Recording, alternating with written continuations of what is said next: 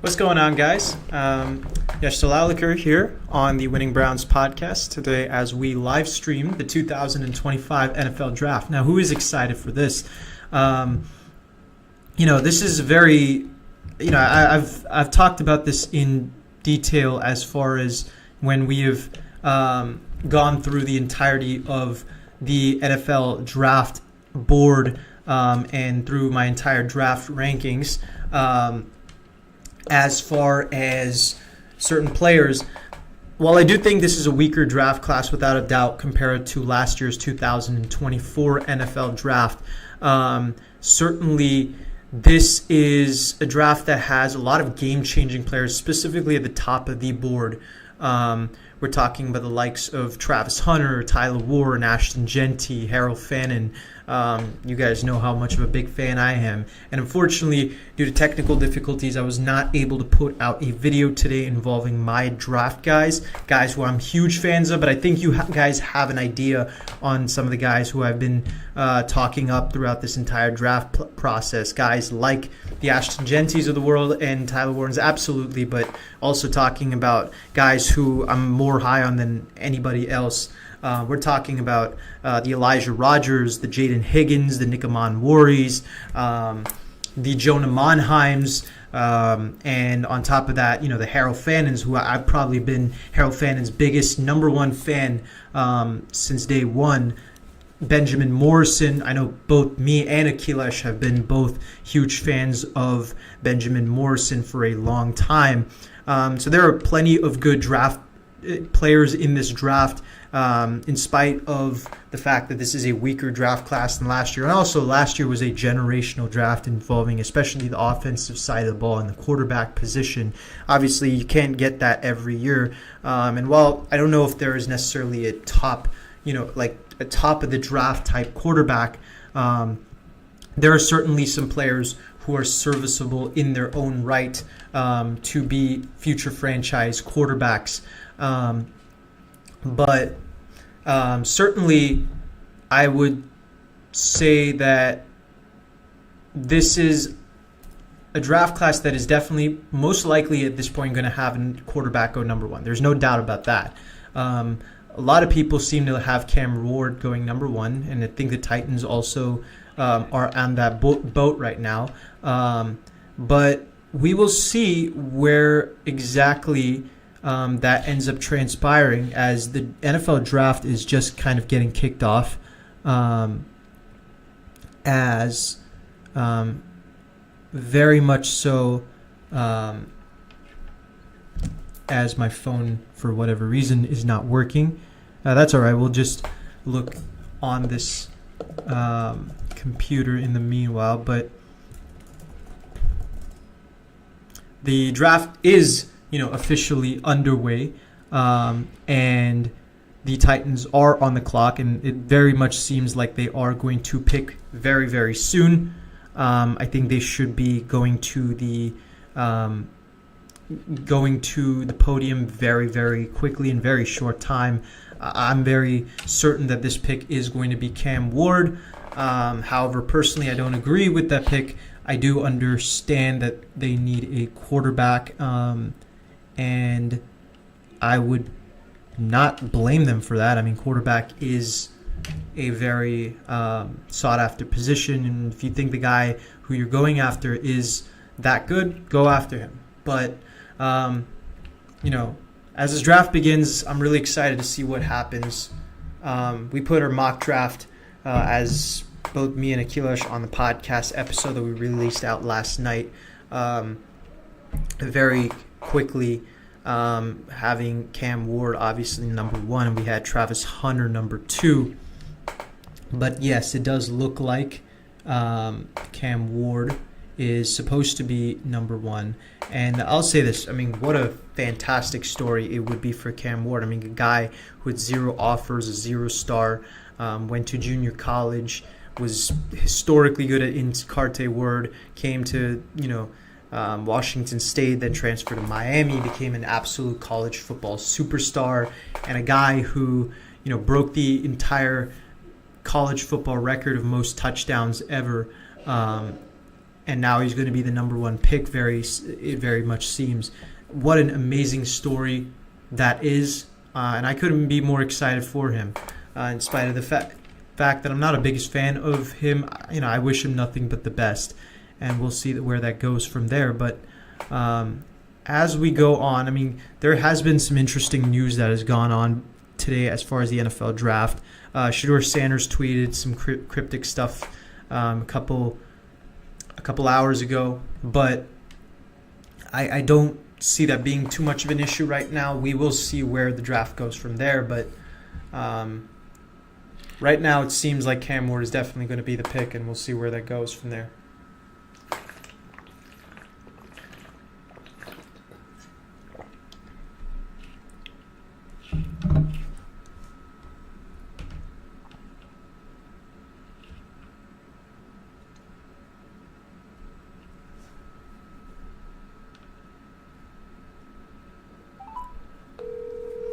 I'm getting a call from my mom.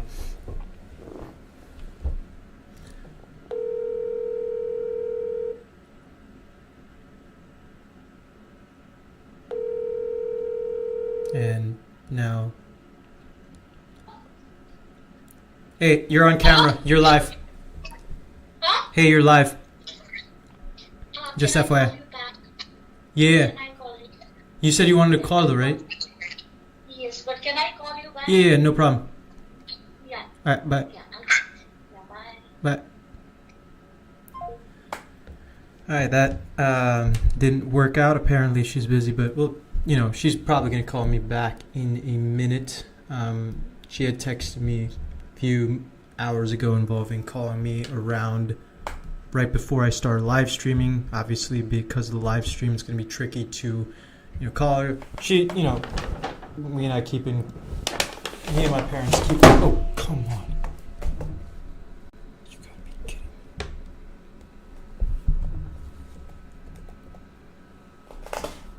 As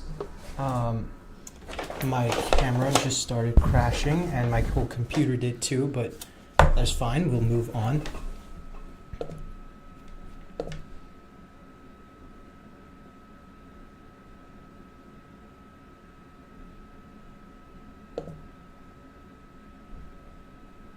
As I'm also kind of watching myself as this live stream goes on.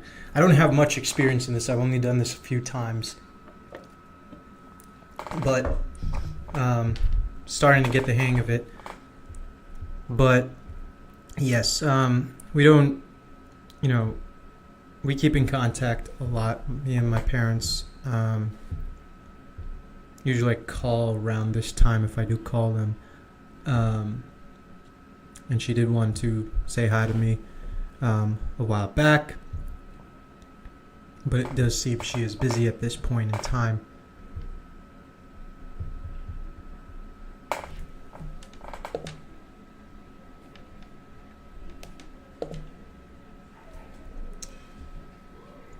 And it looks like the Tennessee Titans have officially selected Cam Ward. As we go to now the second pick, very much likely the Browns are on the clock. I've said this before. I think that the Browns are going to go and select Travis Hunter. There's a good chance that they end up also going maybe perhaps for Abdul Carter. I wouldn't be surprised at either. Both, in my opinion, are very, very solid players, but we will see what happens.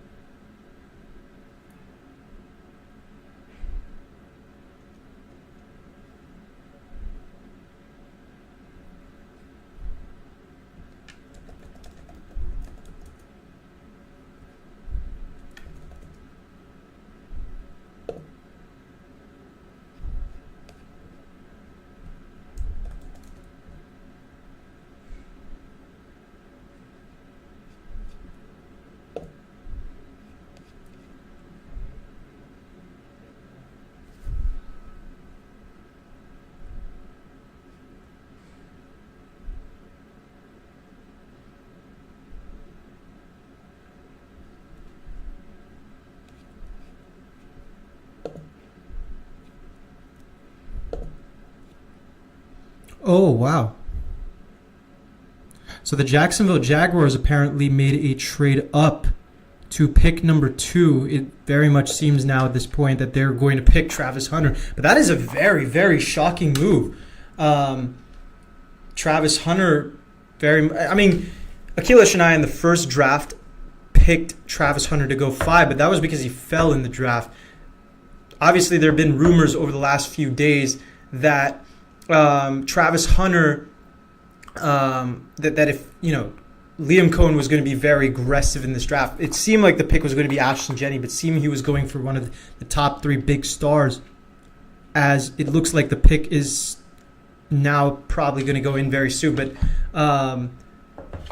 yeah, I mean, that is, the trade itself is very surprising, but I'm not surprised the Jaguars would go up. I mean, they want a guy who could play both receiver and cornerback, a guy who pairs well with Tyson Campbell, and a guy who also can help Trevor Lawrence get another weapon alongside Brian Thomas. I would really think this has to be Travis Hunter, right?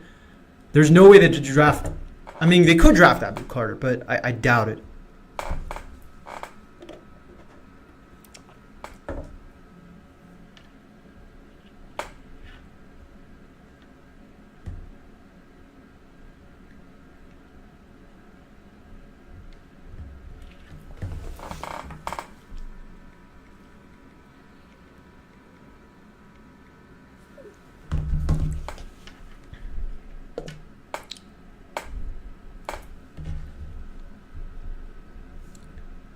James Gladstone's making moves, though.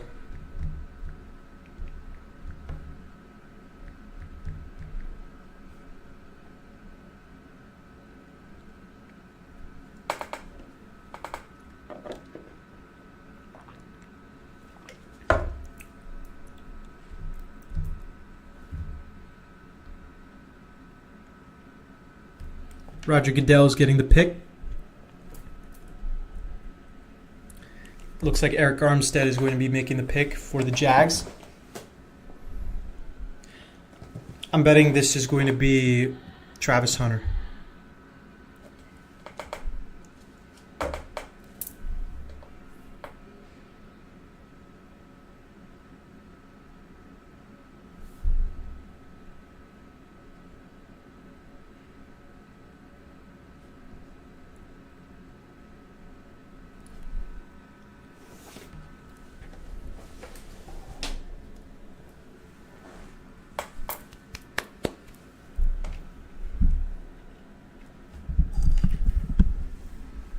My bet is on Travis Hunter.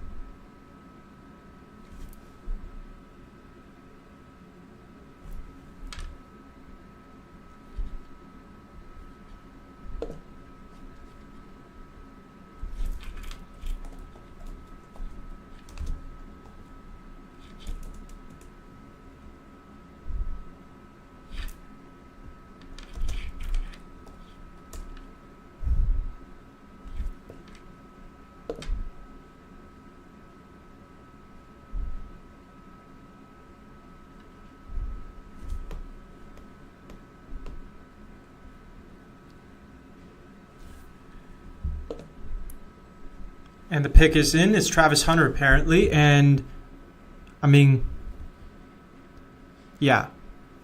Very not surprising at all. I mean, I'm surprised the Browns didn't just stay and get Travis Hunter themselves. But Travis Hunter is now going to the Jacksonville Jaguars. That is a very, very good trio between Lawrence, Brian Thomas, and Travis Hunter.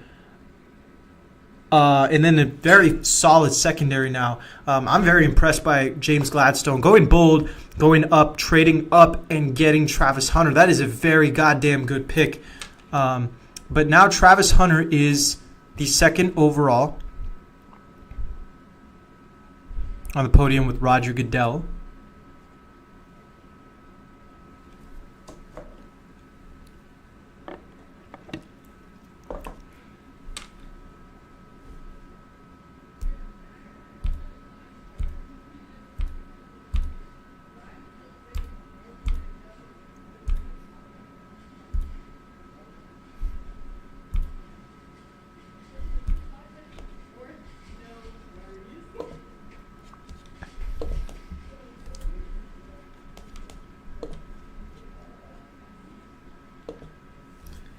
But now we got the Giants to pick 3. A lot of people have been saying Abdul Carter. I disagree with this. I don't understand how you can go for Abdul Carter when you have Kayvon Thibodeaux and Brian Thomas.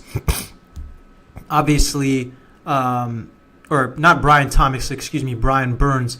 Obviously, you've paid Brian Burns already, and it looks like you're probably going to pay Kayvon Thibodeaux. I think Abdul Carter could be a better player than him, but you already have a known commodity in Thibodeaux who's very good in his own right. It doesn't make sense to now go and draft another one in Abdul Carter. I would personally, I've said this before, I think that the Giants, they have sore feet from the fact that they ended up nearly trading, or they did end up letting go of Saquon Barkley, who ended up winning the Super Bowl and being the best player on an Eagles team that was as dominant as they were this year. I think that they have to go and get Ashton Jeanty. I mean, in order to retain the job security of Brian Daboll and Joe Shane, it has to be. It just has to be Ashton Jeanty. I mean, that's the only real position that they have a huge problem. And I get Tyron Tracy is a good player. You could also put him as slot receiver. There's no problem with that. But yeah, I think it has to be Ashton Jeanty here. I mean, you get a workhorse back. I mean, you can't really get a quarterback now that Cam Moore's off the board unless they decide, that we want Shedeur Sanders. But they have Russell Wilson. They have Jameis Winston. I would really be surprised if they went Shedeur Sanders. I would honestly think it's a stupid pick, as we all know. I don't think that any team should draft a quarterback this high in this draft. But again, I wouldn't be surprised. Anything can happen. Sanders has a lot more of a shelf life than both Wilson and Jameis, who are, of course, signed to just one-year deals. But the Giants, the pick might be in. Yeah, I mean, the pick is in now, so we'll see who it ends up being. From what it seems.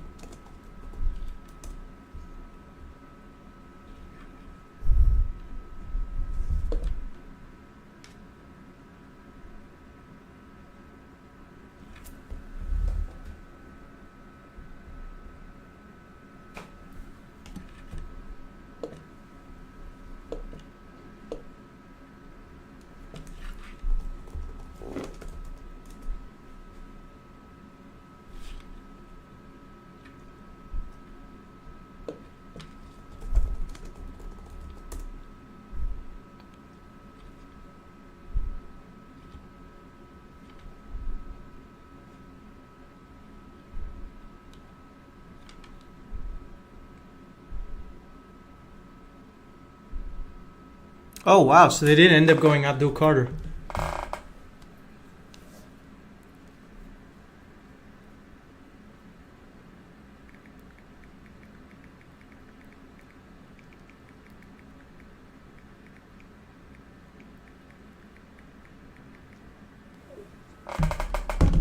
Wow. I'm honestly interested by how that team lines up then.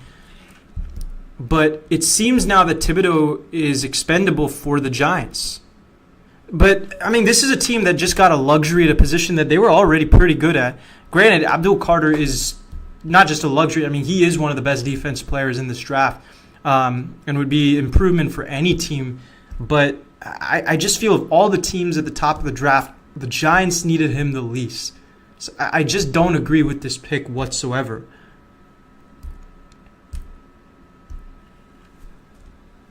But yeah, I mean, they got a lot of defensive line. They got a lot of good defensive line. And that defense in general is really, really good now. I mean, you're talking about Dexter Lawrence. You're talking about Brian Burns, Kevin Thibodeau, now Abdul Carter. They got some young players who are developing nicely themselves. Micah McFadden's been pretty good.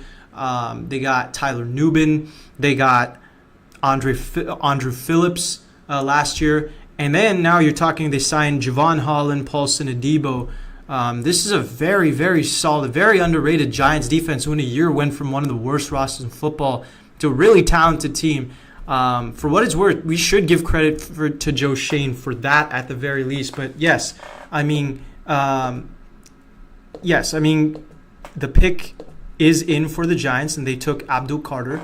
And now the New England Patriots are on the clock, and let's see what they end up doing.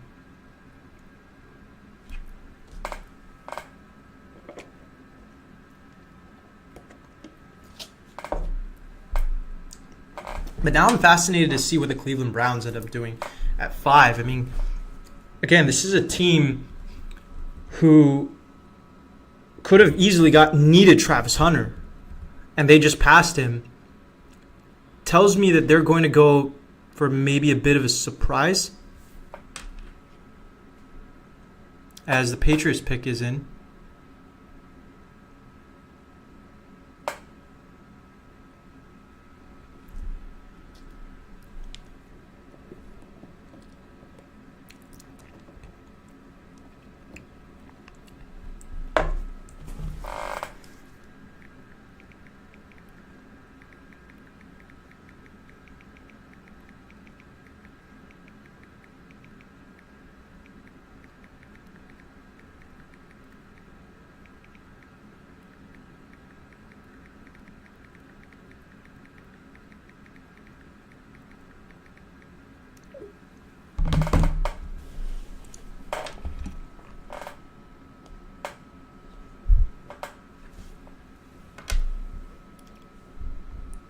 From the looks of it, I think it might be Will Campbell. I don't think it should be Will Campbell at 4. I think the Patriots got bigger names. But now, I mean, with Abdul Carter off the board, it seems very likely that they go Will Campbell.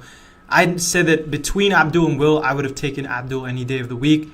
I mean, the Patriots do need offensive line, so I can very much see them now taking Will Campbell, and that would not be a bad thing at all.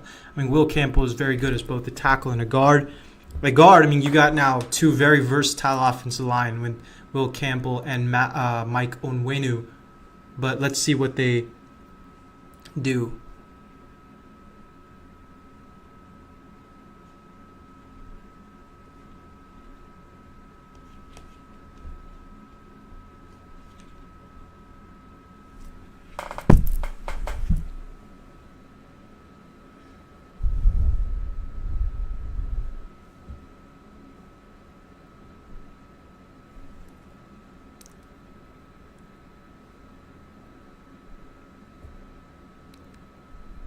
But this Giants team, I mean, I'm really starting to like what they've done this offseason. I mean, with that defense, like I mentioned, that defense is really, really underrated. They got good scheming. And I think Brian Daboll is a very underrated coach. He's gotten a bad hand the last 2 years with the roster that Joe Schoen has put together, but they've rebuilt nicely over the last few years. And now you give him, the Tyron Tracy's, the Malik Neighbors, the very young players, in addition to an offensive line that's improving, and now two solid quarterbacks, maybe not the best, but very solid quarterbacks. I would take them both as a starter. They played really well last year in limited doses. Dabo's got a roster. They got a squad. And now with Abdul Carter, then this is a team that could be a dark horse to make it to the playoffs. They got a lot on the defense side of the ball. But now we got the New England Patriots. Obviously, this is a team that's very weird with Mike Vrabel, very similar to Bill Belichick as far as players he likes to draft. Pretty much any guy like that. But we're thinking offensive line.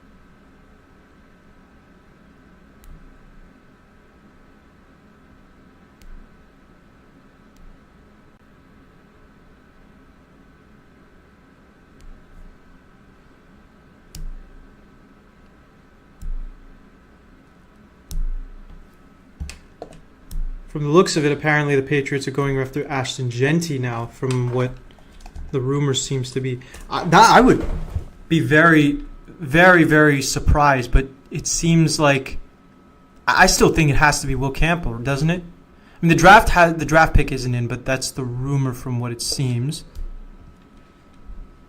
Yeah.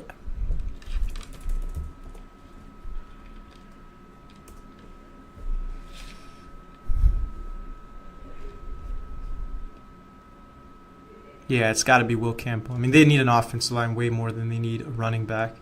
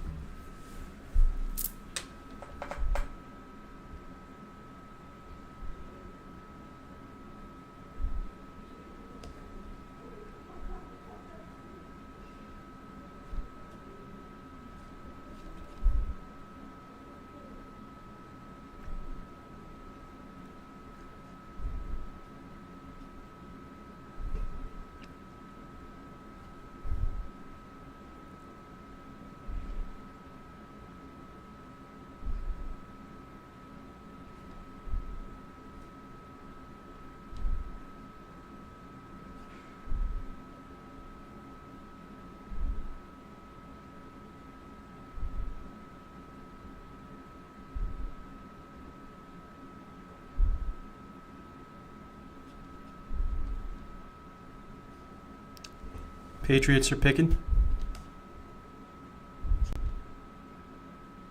Okay, so it is Will Campbell. Again, I'm surprised that Abdul Carter didn't fall to 4. I don't think the Giants needed it, but yeah, hey, I mean, now that Will Campbell was available for them, that's not surprising.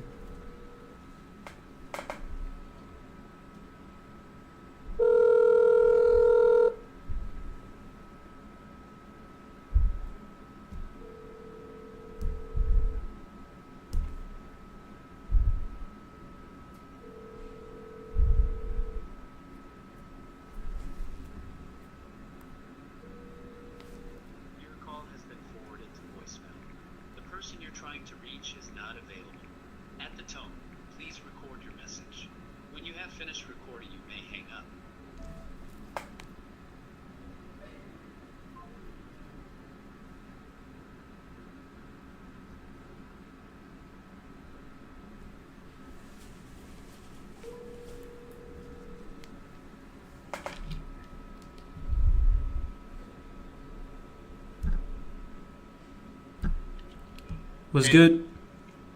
So you were right about the Will Campbell. By the way, you're live. Just FYI. Gotcha. Say it again? Gotcha. But yeah, I mean, you were right about the Will Campbell thing. I know. Sorry? I know. Yeah, I know. Abdul Carter. Well, I mean, yeah, I didn't expect Abdul Carter to go 3, but I mean, the Giants now got a luxury at that 3 edge rusher spot. That defense is going to be crazy. I mean, their defense, yeah, I mean, pass rushing wise, they're going to be terrifying for any team in the NFC East specifically. I mean, Dak Prescott's probably going to throw another 5 interceptions. Yeah, for sure. All right, bro, I got to go. All right, man. Nice talking to you. See ya. See you. Nice talking to you. See ya.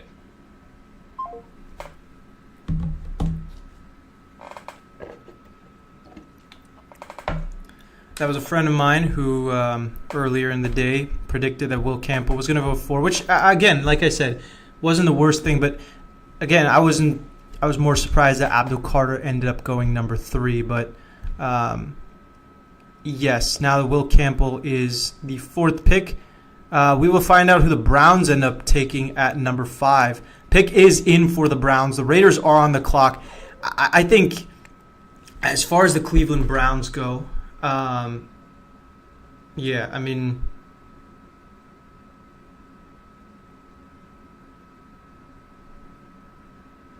this Browns team, I mean, what they don't need, I don't see them going after Ashton Genty.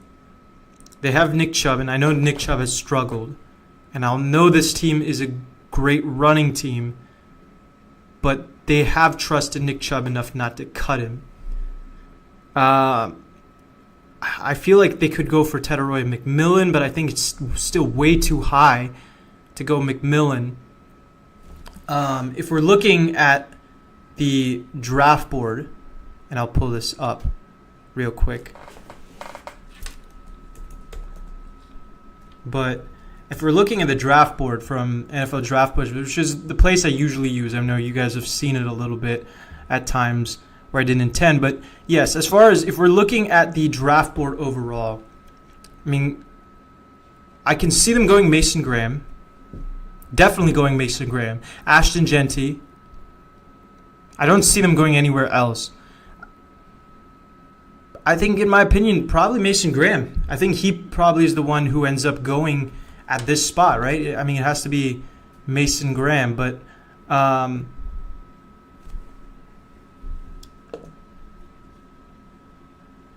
the pick is in for the Browns.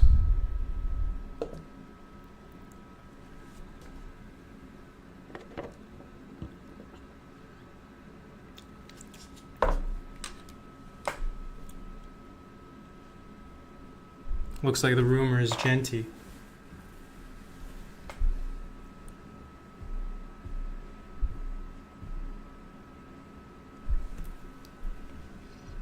If we're talking about the rest of the draft goes, as far as top 10 goes, now that Hunter goes to the Jags, I think that threw a lot of people off. But as far as the rest of the top 10 goes, now that Hunter's off the board, I still think, unless Genty gets picked up at 5, I'm thinking Genty goes at 6. Tyler Warren probably goes in the first round in the top 10. Armand Membu probably goes in the top 10. And maybe Shador goes in at number 9.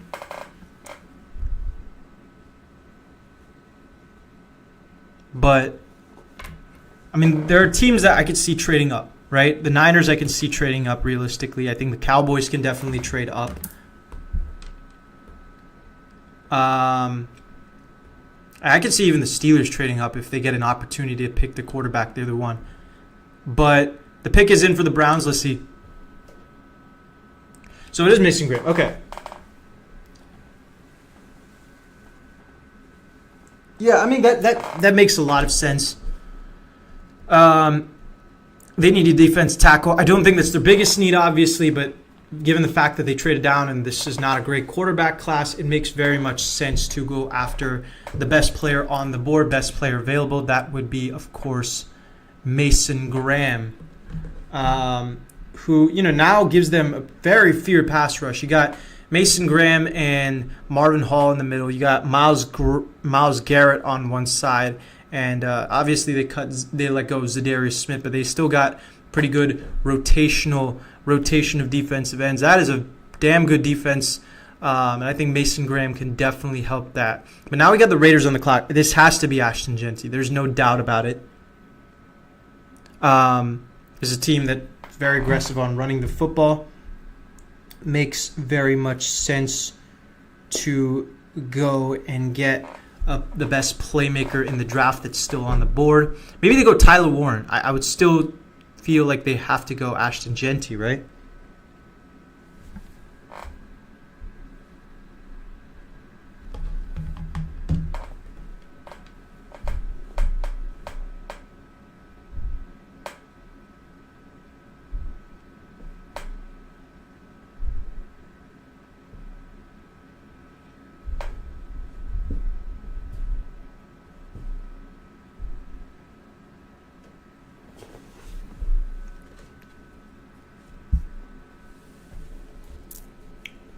I'm going to start eating dinner.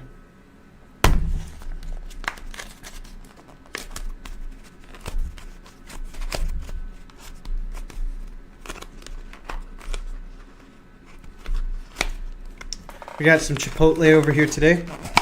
Burrito bowl. Yeah, I mean, I'm on a cut right now, but I cut as it is just by eating regular amounts. I need, a little bit of extra in order to maintain weight. So while I cut the majority of the week, the end of the week I usually end up bulking. But I've been going a little bit extra effort in order to cut. We're live. Right now? Yeah. Right now? Want to say anything? Wait, I'm scared. Wait. Are you good? What? Yeah, the Browns just picked. And yeah, so we have the Raiders at 6. You want to say anything to the camera? No, I'm just here for the vibes. Fair. How's your day been? This felt pretty good. It was long. Long day. Long day? Yeah. How's yours? Rainy. Got basically dumped on by the skies, so that was nice. Did you bring an umbrella? Well, I'd lost my umbrella. Do you need one? No, I'm probably gonna get one later on, but You need that. and then I forgot my jacket, so that was fun. It's okay, at least you're dried off now. Yeah, Right? Okay. of course, yeah. Just needed the blow dryer in the men's bathroom and the what's it called? The building on the other end of the campus, the economics building. Oh, that's where you went? Yeah. At least you got your Chipotle. Yeah, there you go. At least you got your Chipotle. Oh, I need it right now. Oh, I've been eating all day. So good. I'll be back. I'm gonna go till 5 and go grab me some food. All right, see you. Bye. Good luck. Another one of my friends. As we move on closer to the draft, the picks for the Raiders is still not in yet. But should be pretty soon. Again, I still think it's going to be Ashton Jeanty.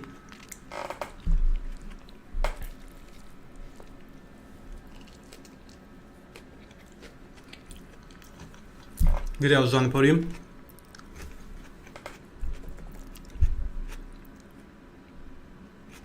So it is Jeanty. Take the playmaker as soon as he falls down to them. But yeah, I mean, now it's 7. This is, I think, where the draft really starts. With Ashton Jeanty going number 6.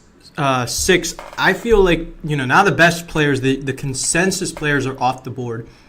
At 7, I went, I think, if I'm not mistaken, we went in the mock draft with Will Campo here.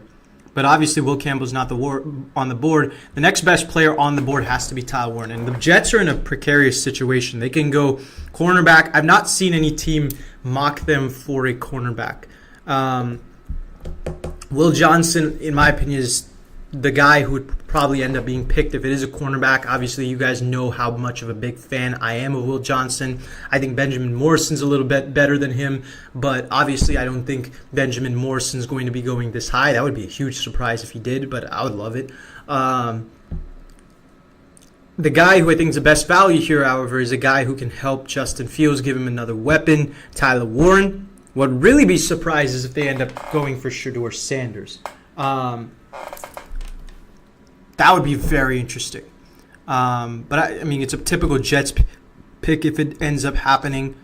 As far as Aaron Glenn goes, this is a defensive guy, so I would be very surprised if they didn't go some sort of defensive pick. But yeah, I mean, this is a guy who loves his cornerbacks. I think Will Johnson would fit perfectly for him. I mean, the next team that I could see going after Will Johnson is the Dolphins, who are a divisional rival. So why not just keep Will Johnson away from you? Also, replace one of your better defense players that you lost in free agency. That would be, of course, DJ Reed. But the pick is in for the Jets. The rumor is that they might need Membu. There's also rumor that they are trading down, but it seems like Membu is going to the Jets. I think I don't agree with that pick. I get it. Tyron Smith recently retired. They're out without a tackle. And if they think Membu is that good, fine, go ahead. But I just think that they're in a position where they're reaching more on a tackle. They can go for best player available. I think it still has to be Tyler Warren.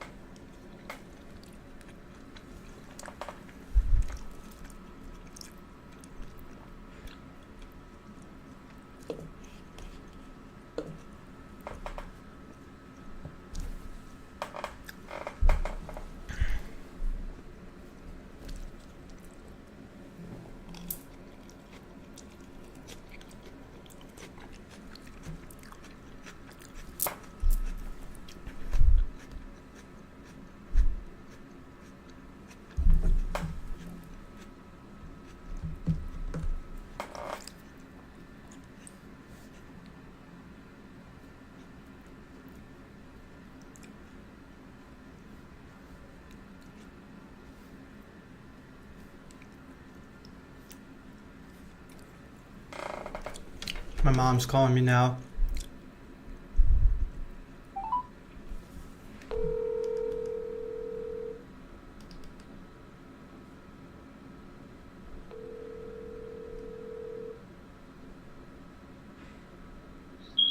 Hey, you're live. Hi. So we got the Jets up on the clock. Any predictions? Raiders, baby. The Raiders picked Ashton Genty. Your colleague's probably going to be really happy, huh? Yes. Any predictions, though, for the Jets? Nah. Maybe, no. I guess not. I was thinking Shedeur Sanders, but no. Right, probably. But, I mean, they have Justin Fields on a 2-year deal, so that would... I mean, I would be surprised, but it would make that offense really, really interesting. But, you know, we got the Niners coming up in a few picks. Any predictions on the Niners?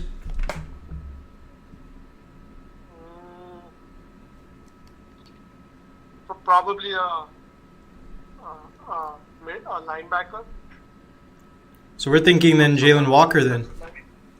Yeah, or someone from the defensive line. Ooh, yeah. I mean, Nolan's still on the board. The Browns picked Mason Graham, which was interesting. They traded down. They could have gotten Travis Hunter. They ended up going for Mason Graham. And then the Jags ended up going really aggressive and getting Travis Hunter. I think he's the real deal in the trade, in the draft. Who, the Jags or the Browns? No, the Travis Hunter. He's the guy. He's the real talent in the draft. Oh, for sure. But I'm surprised the Browns didn't just go and stay and pick him. I mean, they had an opportunity to get a generational talent. But, I mean, Titans should have picked him. I don't know why they went with Campbell. right. I mean, you're not going to get someone like Travis Hunter.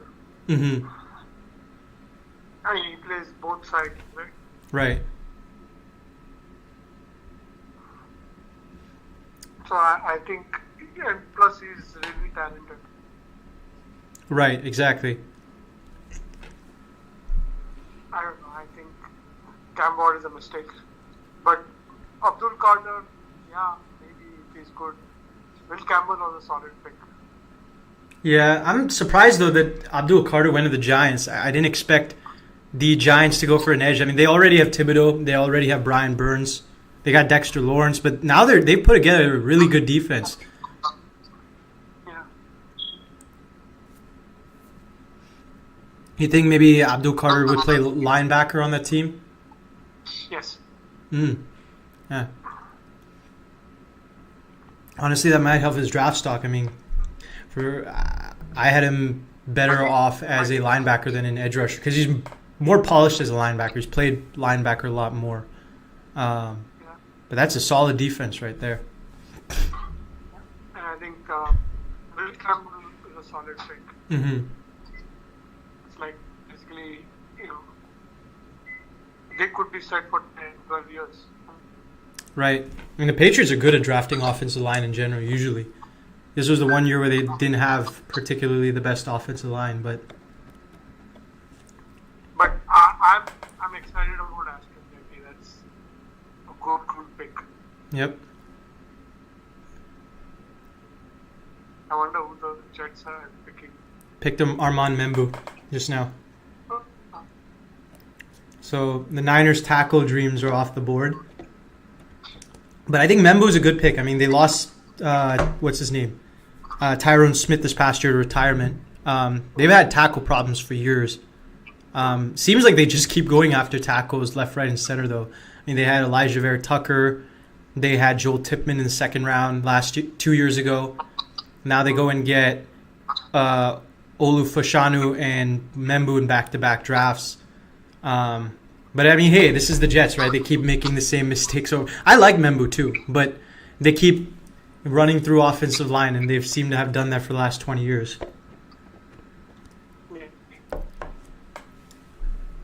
But We'll see. yeah, I mean, just to ask you though, you're talking about Ashton Genty. Tyler Warren is still available. Right.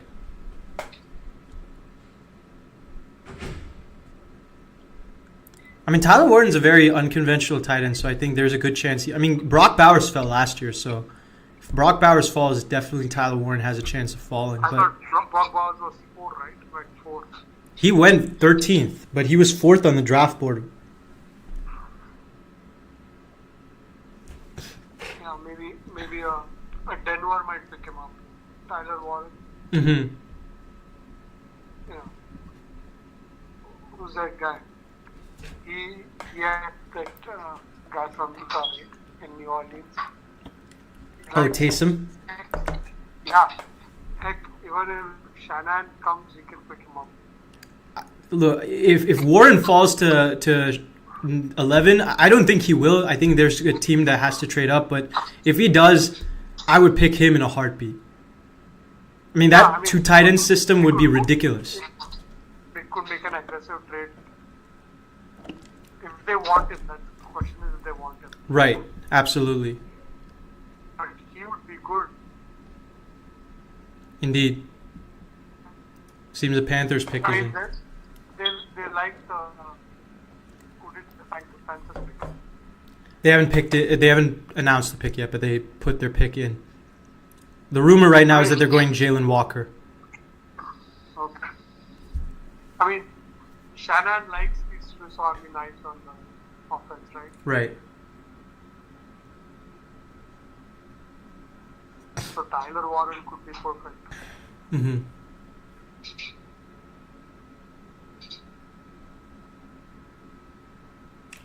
You're a Ravens fan, right? You got any predictions for the Ravens? Yeah. What position do you think they need? They probably need someone on defense, or maybe a wide receiver. Hmm. They have good tight ends. They need a wide receiver. Right. They're relying too much on Trey Flowers unless they sign someone from the free agency. Right. Or, I mean, they always need defensive people. Hmm. But they're set on running back, they're set on tight ends, they're set on. I don't know about their offensive line. Absolutely.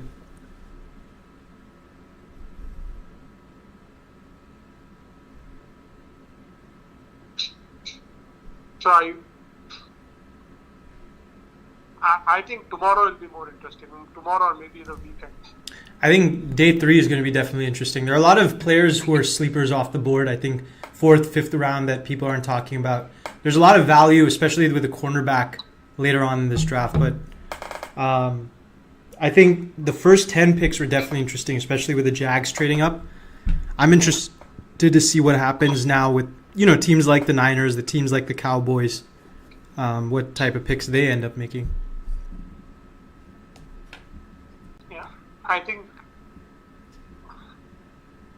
the 5th round you might start seeing some highlights this time. Mm-hmm. This is like a real GM's draft that way. Oh yeah, there's a good chance that quite a few trades end up going through same reason, especially with the quarterback class not being as valuable as it is usually. See, there are no clear stars in this draft. So. I mean, there are, but they've all gone off the board at this point. Yeah, not like compelling, last few years. Mm-hmm. I mean, you don't have a draft where there's 6 QBs in the top 15 of the draft and all that. Right.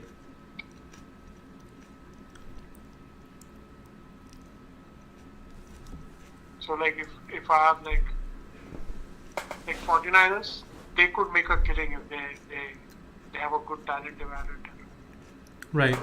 Definitely.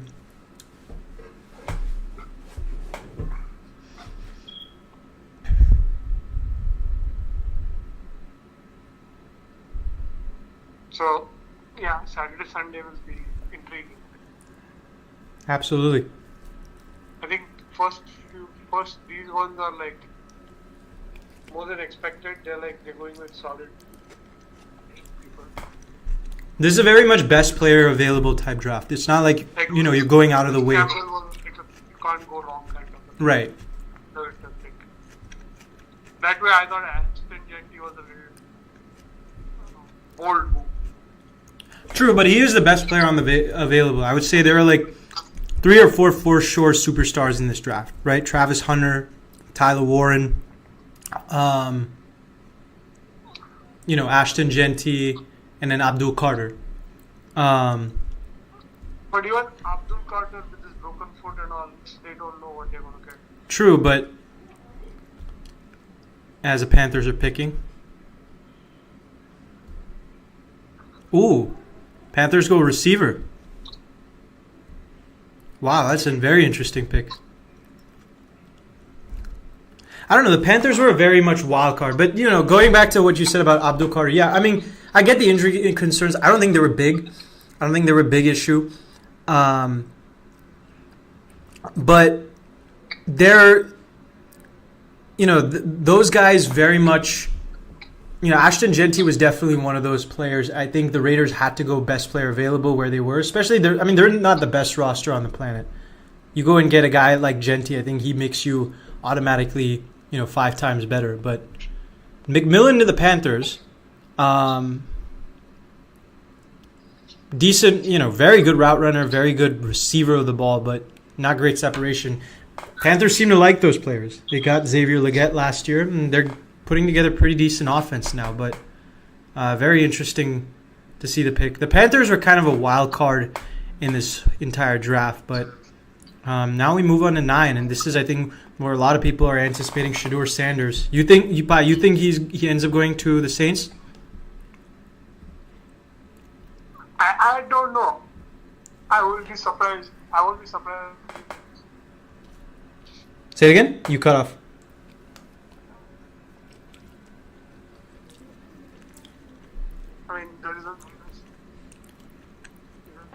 maturity issues around him. And this is what's the top pick on him. True. And there were Cam Ward, that's why he doesn't pick the bad one.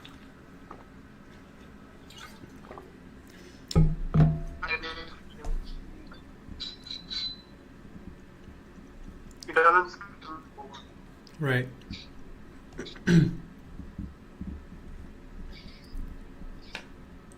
Like they could have signed Aaron Rodgers for the year. Right. I don't know. Aaron Rodgers wouldn't have been good though for the Saints. I think the Saints are at a position where they have to start rebuilding. Titans. True, but I think the Titans. Even Titans. I mean, this is a team that big moves basically just blew up in their face for them last year. So I think they had to go for a quarterback at some point. I think if they thought Ward was that good, then that's why they ended up picking him. But Actually, Saints might, sorry, go ahead. either they could go for Tyler Warren, or they could go Perhaps. for so Mr. Right. We should start using this to basically develop good solid foundation pieces. Right. And you're not going to get like a heavy hitter. You want to get someone who you can develop into 3 years. True. Although the argument would be that, of course, their general manager right now is Mickey Loomis, who pretty much since Drew Brees retired has basically been just doing everything he can to put them in win-now situation, even as the roster gets older. Does he do that here? I think that's what we'll have to see. But they did hire a new coach, so that could change now. Does Kellen Moore like Shedeur Sanders enough to draft him at pick 9, or do they end up just going best player available and going Tyler Warren maybe? That's the big question, I'd say.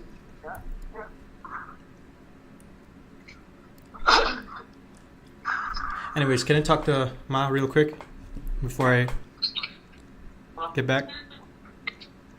Hi. What's up? All fine. Sorry? How about you?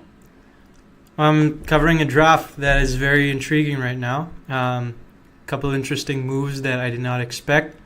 Couple players who are still on the board that I would hope the Niners pick, and the Niners are picking in 2 more picks, so we'll see. Okay. Have fun. Definitely. Talk to you later. Talk to you later. Bye. Bye.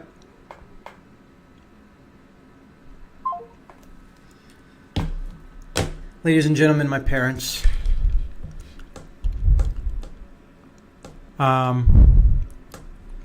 Yeah, my mom doesn't really follow football that much. My dad follows it semi. But definitely we are very much, they're very much, curious about my life. So they did want to check on me earlier.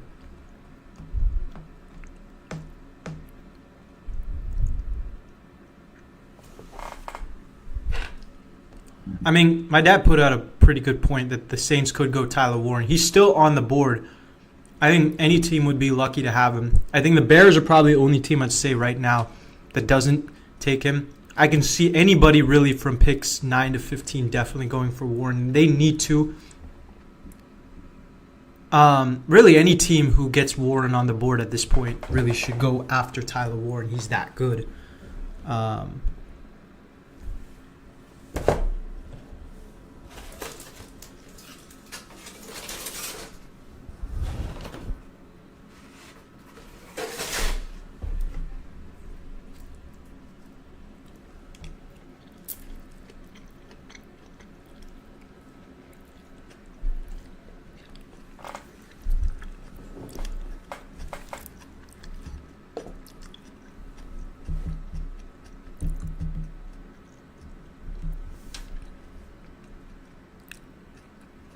Apparently, the Bears tried to trade up with Cleveland. I think at pick 5, they failed. Definitely, if they were going up to 5, they're trying to go and get Ashton Genty. There's no doubt about that. They couldn't get Ashton Genty.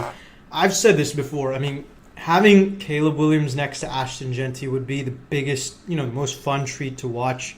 That pass run game would just be extraordinary. Now we get to see who they end up taking at pick 10. The Saints just ended up selecting Kelvin Banks Jr. My roommate earlier, he's a Saints fan. He was definitely talking about they needed a tackle. So they ended up taking a tackle now that Ryan Ramczyk retired, and that ended up being Kelvin Banks. Now they have drafted back-to-back years of tackle, Kelvin Banks, and last year, of course, Talisi Fuaga.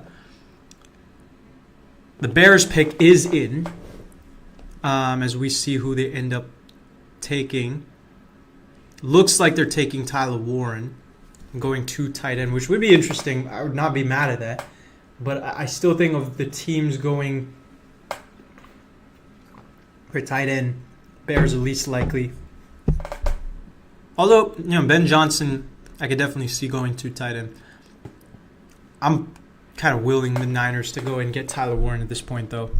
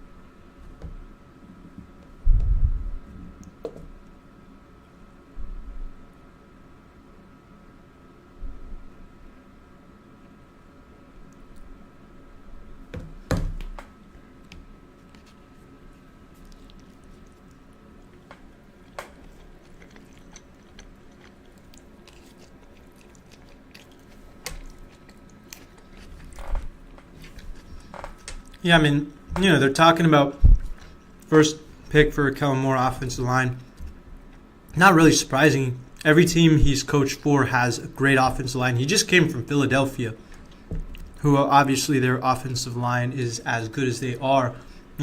Before that, he had a Dallas Cowboys team that had both Zach Martin and Tyrone Smith, very much future Hall of Famers. And even the Chargers had a pretty decent offensive line with the likes of Rashawn Slater and Corey Linsley at that time. Did Corey Linsley play in 23? Yeah, I think he played in 23. But, very much now the Bears have taken the pick.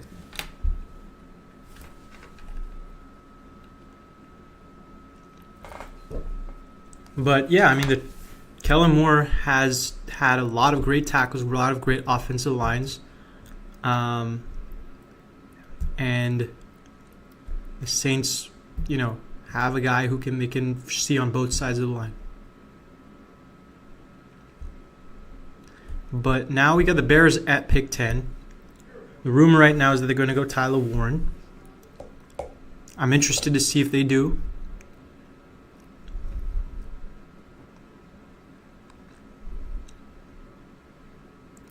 I think that if you guys ask me who my pick here is,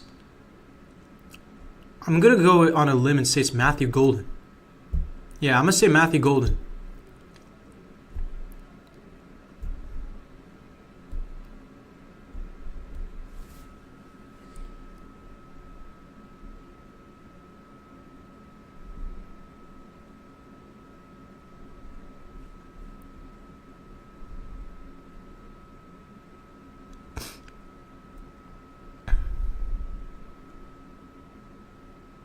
Ooh, Colston Loveland. Colston Loveland ended up going number 10. Huge surprise. Wow. Okay. So Tyler Warren is not even the first tight end off the board. Now that is really surprising. I mean, the Niners at this point just got to go onto the board and get Tyler Warren, no? Kyle Shanahan, like said, Kyle Shanahan loves those versatile chess pieces. Tyler Warren is still by far the best player still in this draft.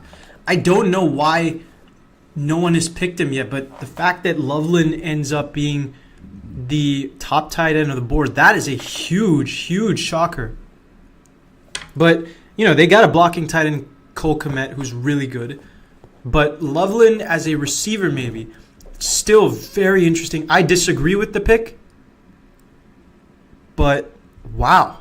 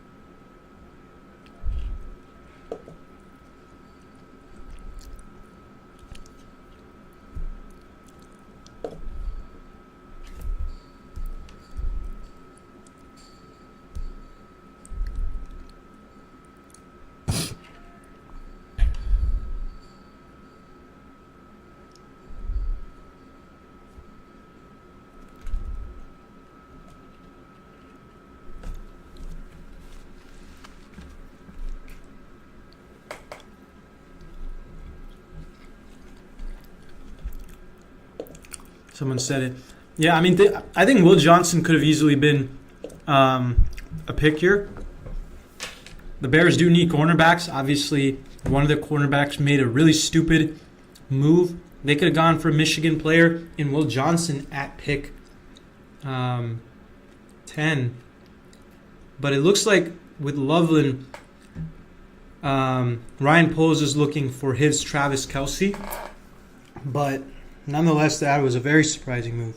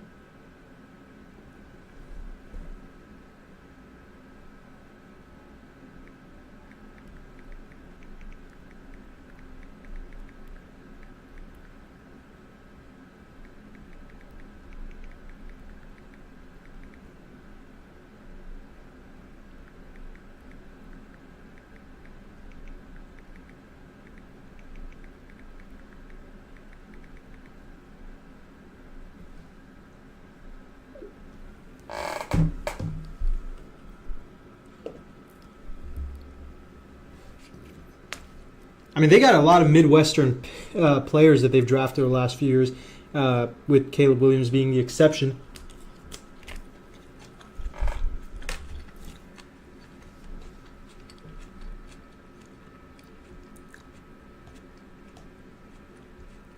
The Niners pick is in.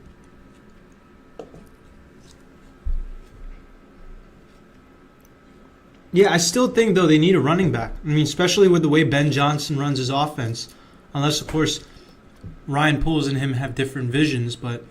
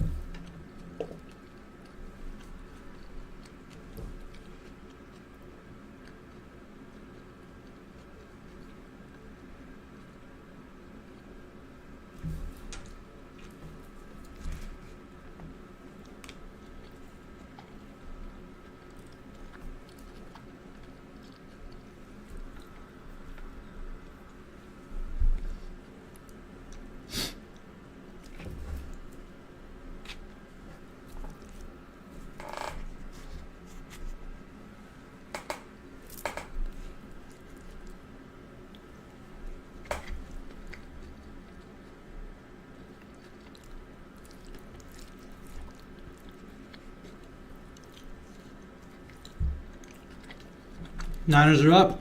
Let's see who we pick.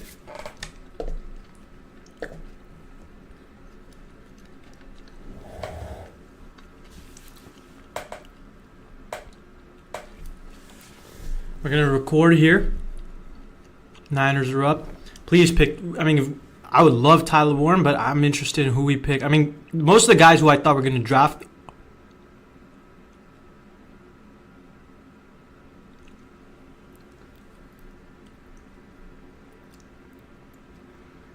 Of all the pick guys that we drafted, of all the guys that I thought we were going to draft who came off the board, we had the golden opportunity to pick Tyler Warren. We could draft at any edge, and we fucking drafted Mykel Williams. You gotta be fucking with me. I mean, you guys know my opinion of Mykel Williams. I'm not the biggest fan of him. I don't agree with this pick whatsoever. He's an athlete, yes. He's not nearly as athletic as people say he was. I would have preferred Shamar Stewart if you're talking about just pure athleticism. There's a guy who a lot of his plays at the previous level came unblocked. He's got good side-to-side range, but we're talking about a guy who benefited off of so much of that defensive line's pressure and being unblocked. You picked fucking Mykel Williams. Mike Green was on the board. You had Walter Nolan on the board. Fucking Tyler Warren was on the board, and you picked fucking Mykel Williams. Come on. What are we doing?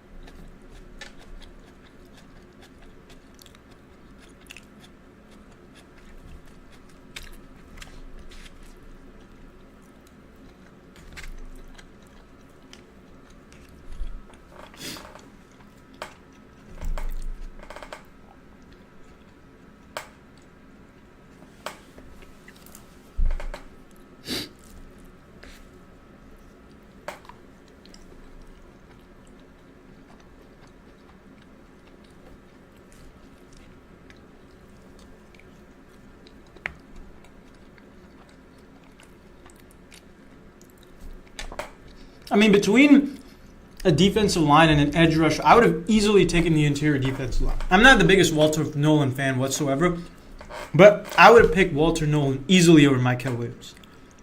I really don't like this pick whatsoever.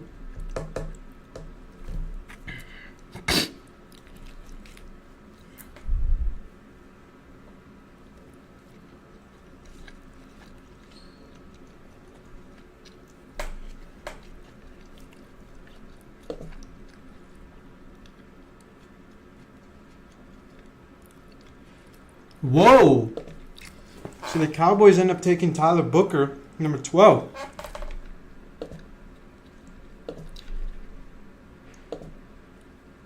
Wow. Okay, I did not expect that. Tyler Booker to number 12.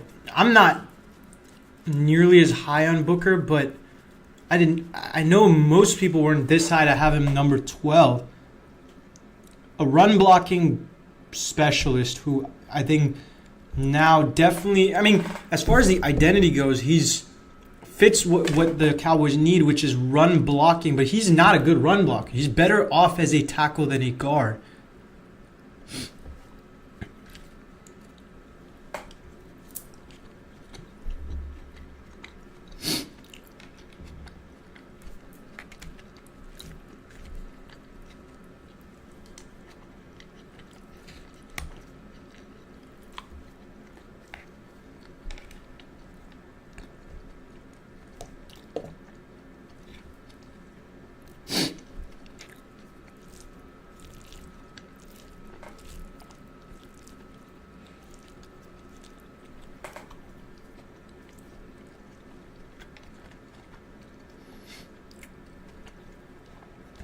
The Dolphins, big wild card here.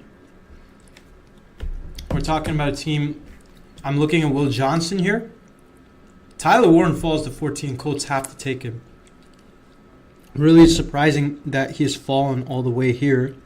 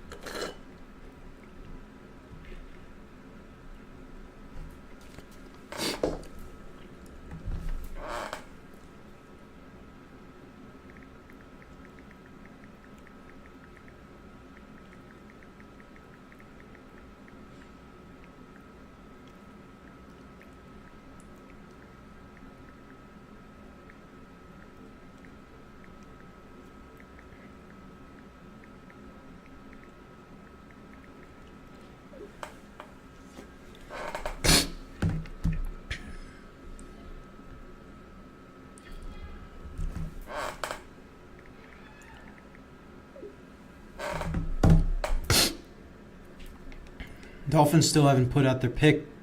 There's a chance they could trade down, but I don't see that being the case.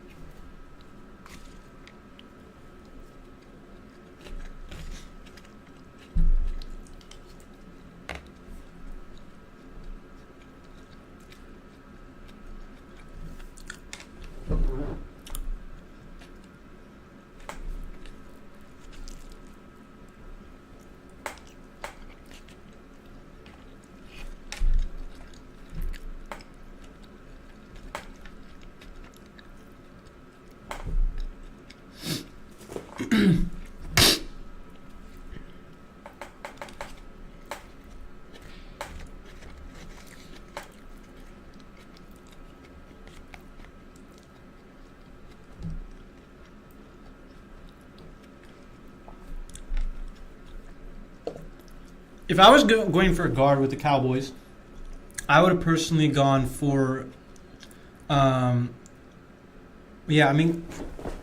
would have personally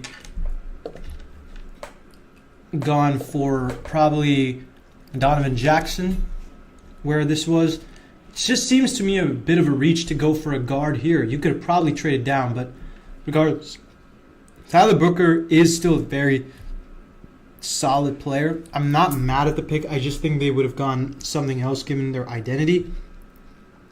But they do have Dak, and they need protection for Dak. And having Tyler Guyton, obviously they have Tyler Smith, who's one of the best guards in football. Now go and get Tyler Booker. Not a bad offensive line whatsoever.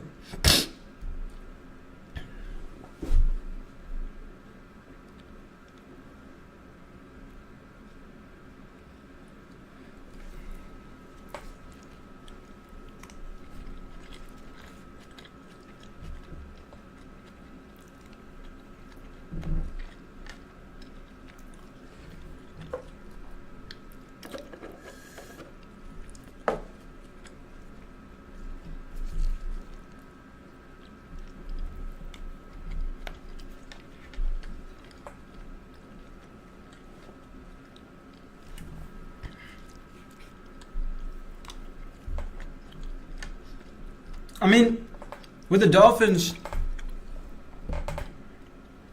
they need a tight end, a long-term tight end, but they haven't used tight ends often to that extent in their offense. So I wouldn't see Tyler Warren going here. It has to be Will Johnson, given the fact especially Jalen Ramsey's on the trade block. They don't really have any other cornerbacks. They cut Kendall Fuller. I'm still thinking over here it's probably Will Johnson. And then the Colts probably take or Tyler Warren at that point.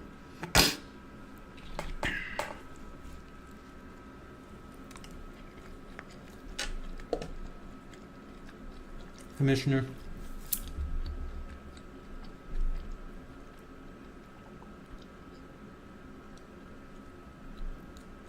So Tyler Warren keeps falling.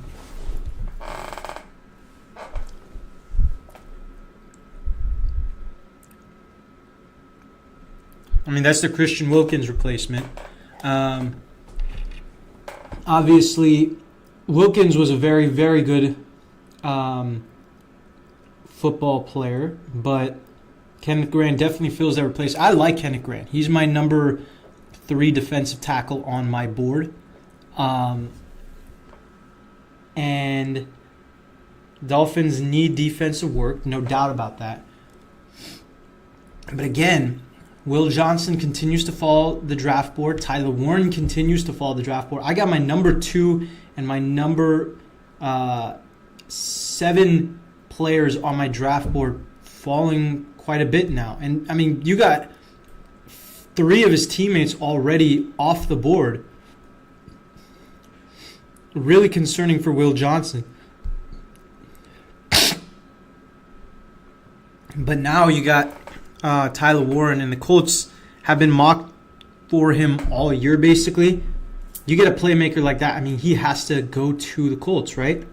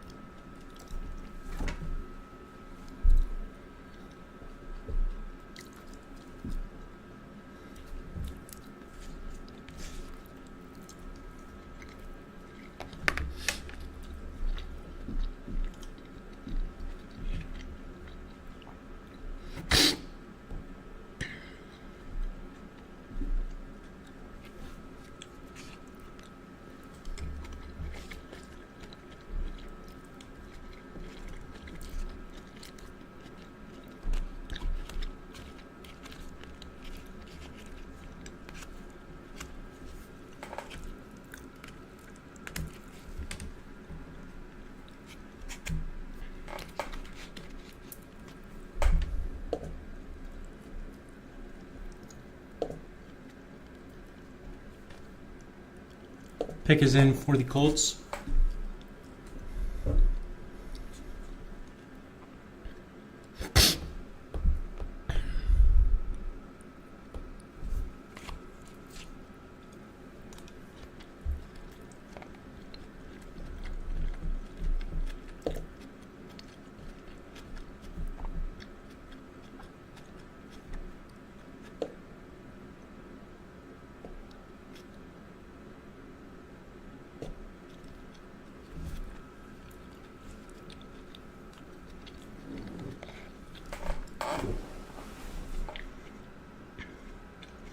Tyler Warren is on the phone, so it looks like he's probably going to get the call for the draft. Yeah, I mean, this is a team that lost a lot of players on their offensive line, but obviously most of the big guys on the offensive line are off the board. Defensively, there's a chance they can go certain players. In our mock draft, we had them going Derek Harmon, but Tyler Warren was off the board by that point.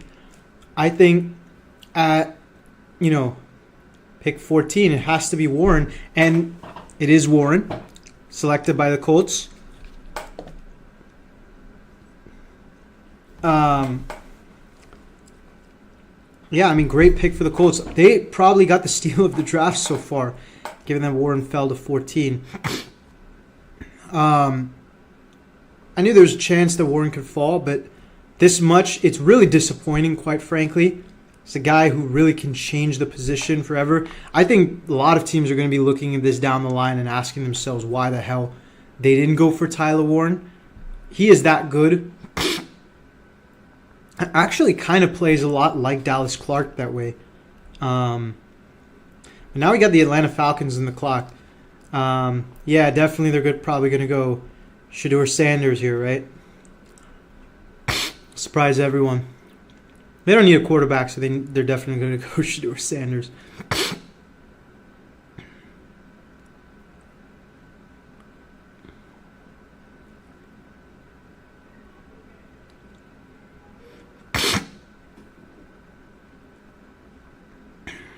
I think the pick over here is probably going to be Matthew Golden or Jalen Walker.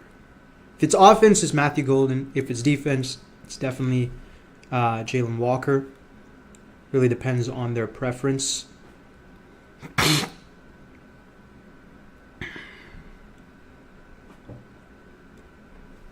But we got the Falcons on the clock. Arizona Cardinals are coming after this, and then the Cincinnati Bengals. For the Bengals, I think they're definitely going to have to go edge rusher. Trey Hendrickson still hasn't had his contract issues resolved, and it seems like there is some beef with him and the organization. But I mean, if they're going for an edge rusher, I'm thinking Mike Green right off the board, James Pierce. You're talking about probably, I mean, who else? I mean, Donovan Izaraku, but I think it's too early for Izaraku. Not for me personally, but, is not high on the draft stock. I would personally wait if I'm a team. But the Bengals probably go for Mike Green where they are.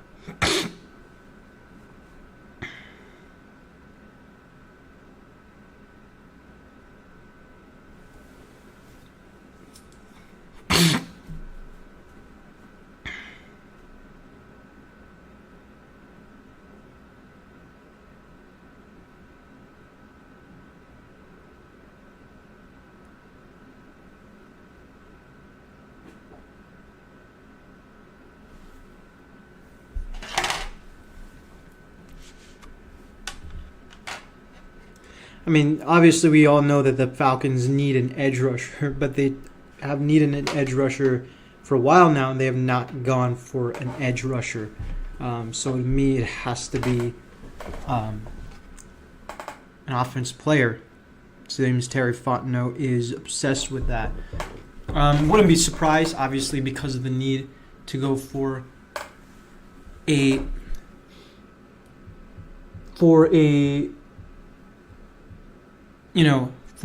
defense player, specifically an edge rusher.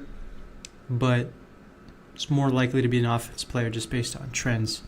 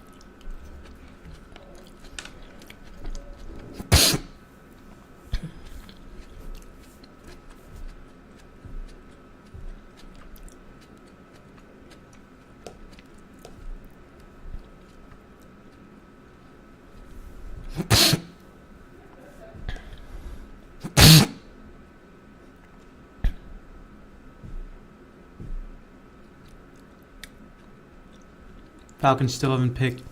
They haven't even put their pick in. So I'm starting to think that they're probably going to trade with someone.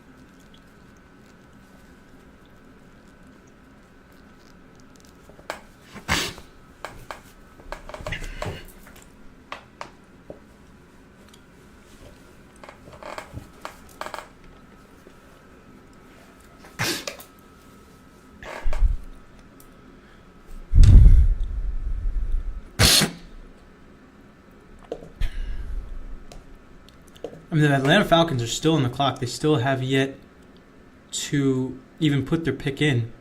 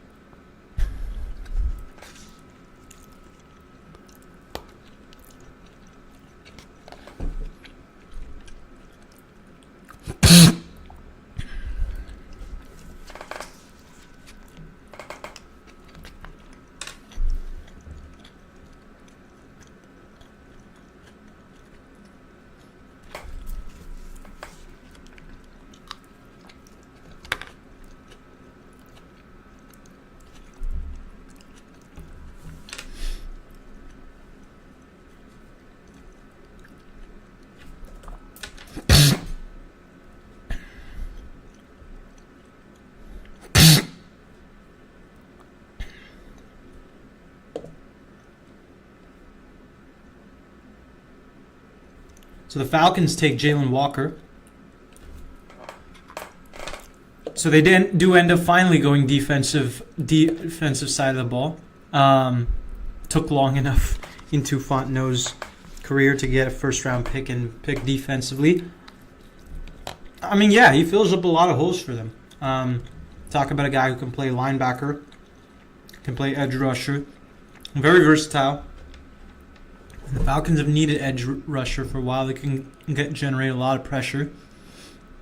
I'm not mad at this pick whatsoever, but I'm curious on where they end up putting him because they have a bunch of needs on that side. If he's more of a Swiss Army knife, I wouldn't have a problem with it. We saw how Micah Parsons did in that role his first year, and he was phenomenal. I think Jalen Walker has similar potential to a Micah Parsons. Not nearly as good as Parsons, but still very athletic, very rangy, and I think has the ability to play both at a very high level. So, yeah, I think Walker at 15, I'm not mad at that whatsoever.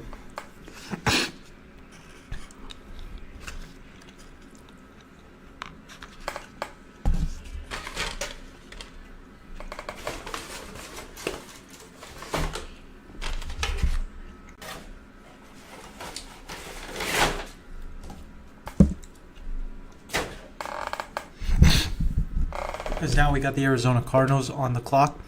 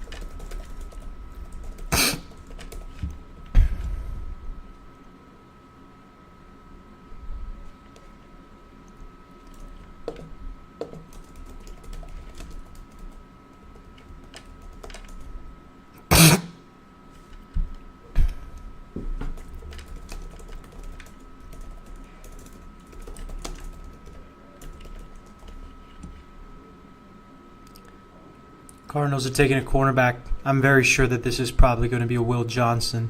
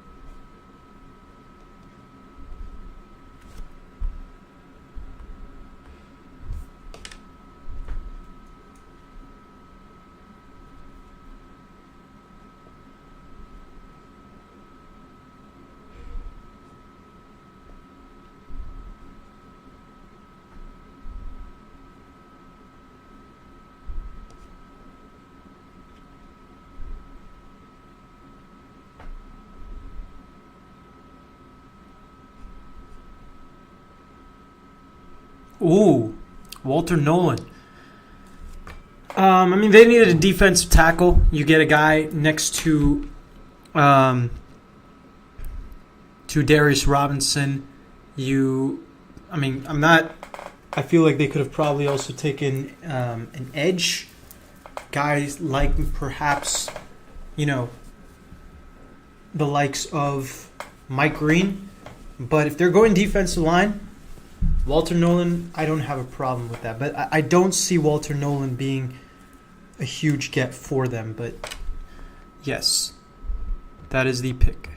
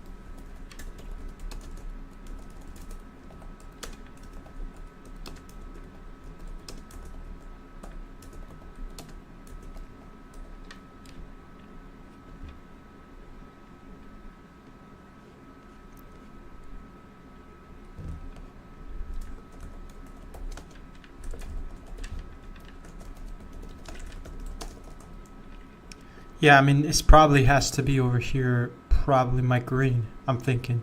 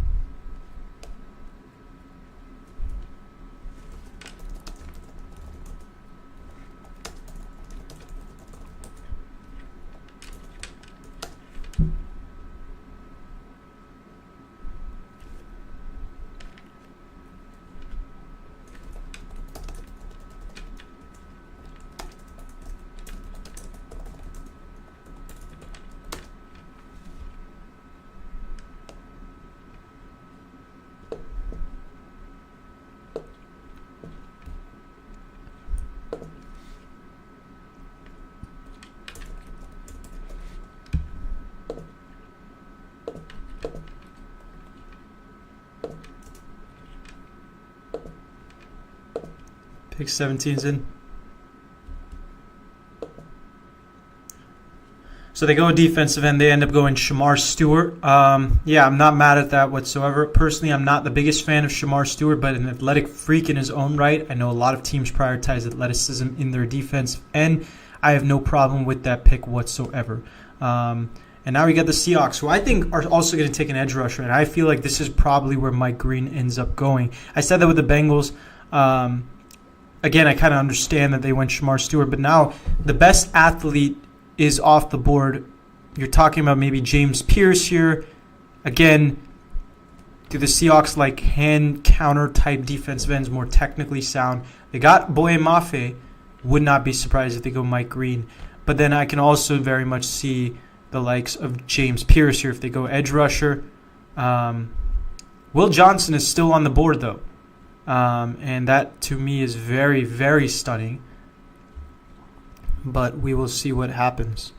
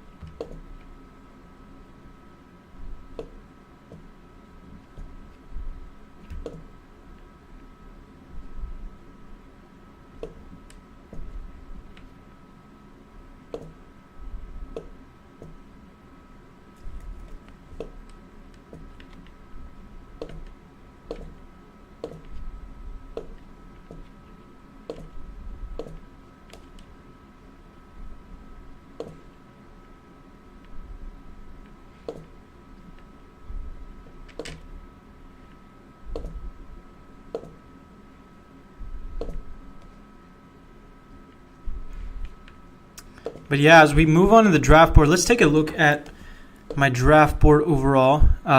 Give you guys an idea of what I am looking at. As for some reason I cannot show it, but we will get that up.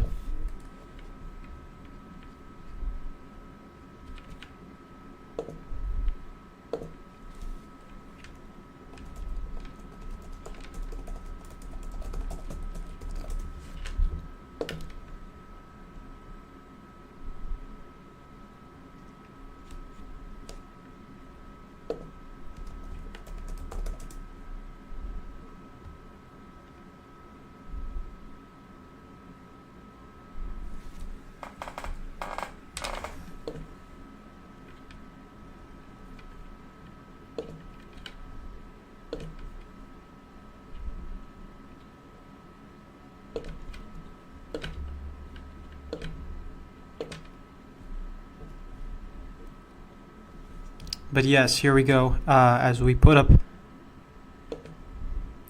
the draft board.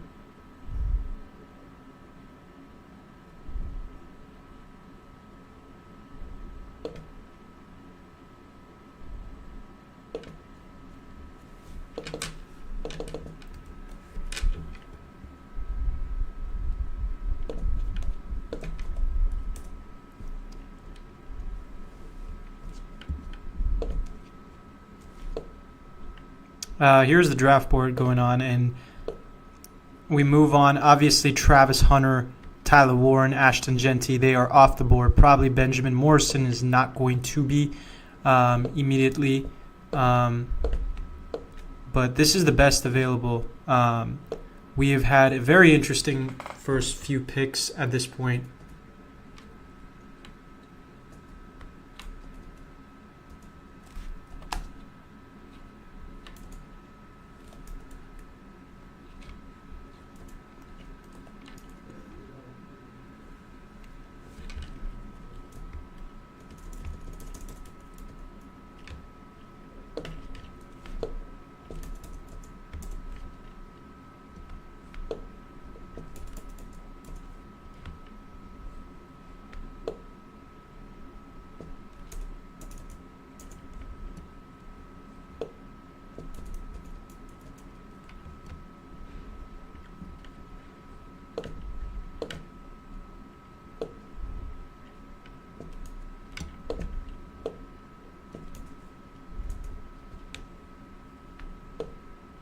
Pick is in.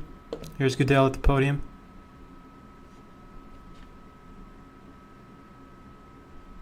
Ooh. Guard Gray Zabel goes to the Seattle Seahawks.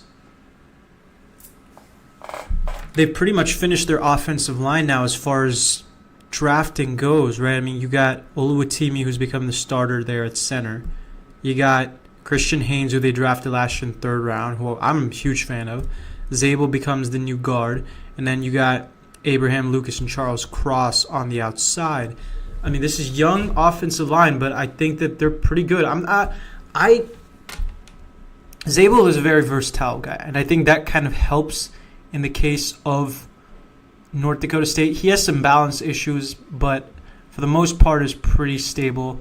I like his overall versatility. I think he's a pretty good guard in general. And I think that he fits the Seahawks well. I don't know. Again, I think that they have bigger issues, but I think it's a matter of looking at a best player available. And this is a wild card type draft, and Gray Zabel's a wild card type pick. But, yeah, I like the pick so far.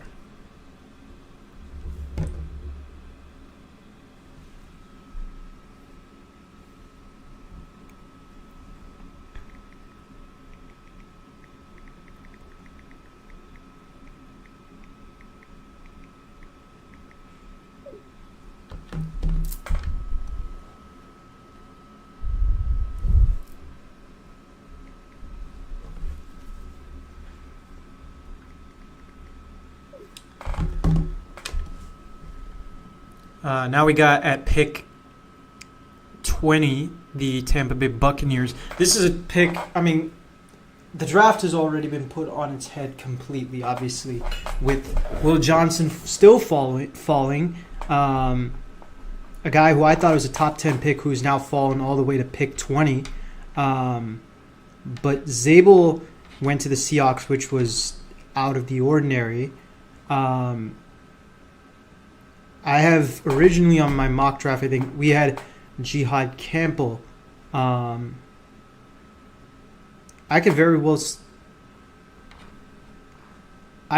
see Will Johnson going here. They need a cornerback. They're looking at edge. They got options. They got Mike Green, James Pierce. I don't see them going edge here, though. They're going for an offense player. I'm looking at Matthew Golden, perhaps. Definitely a speedster.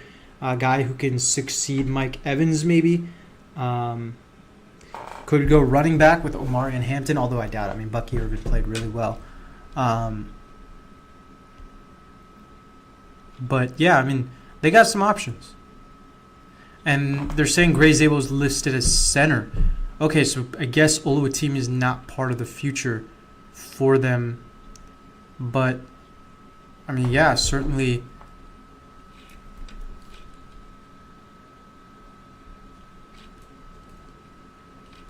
interesting pick.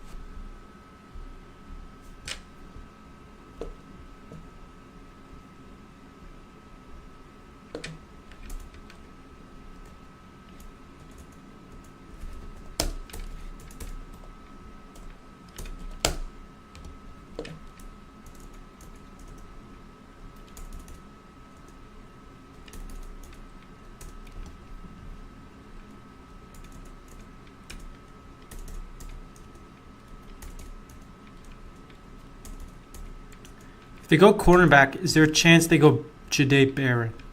Because I don't think so. They already have some pretty good nickel backs at that. I think they end up going with Will Johnson if they go cornerback.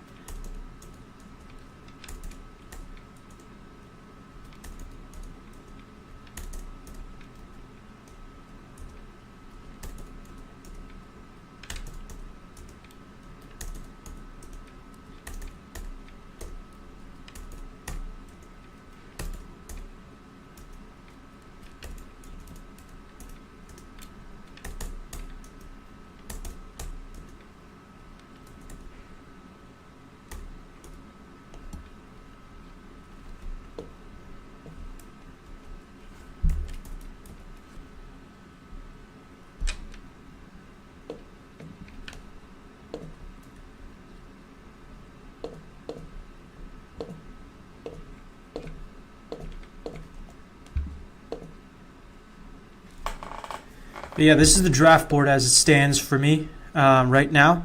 Got Benjamin Morrison still on the board. Obviously, I don't see him being picked right now. The top two cornerbacks have been taken off the board. Well, top one being Travis Hunter. After that, no cornerback has gone yet.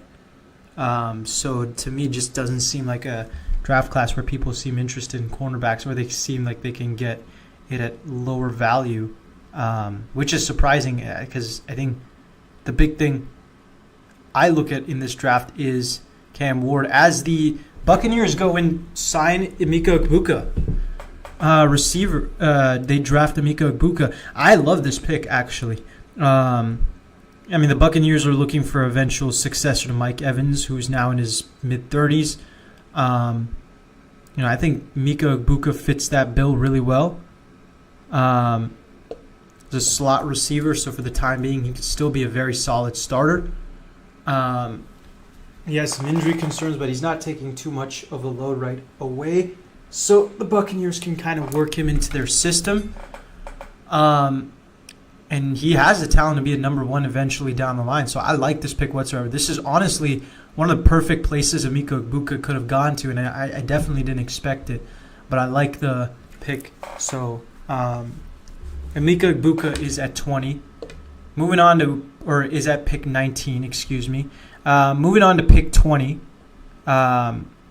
We got at pick 20 the Denver Broncos on the clock.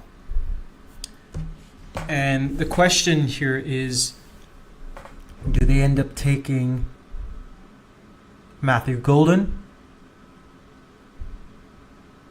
I'd be shocked if they go Will Johnson here, although that'd be a luxury next to Pat Surtain. Again, I'm still shocked that Will Johnson has fallen as much as he has.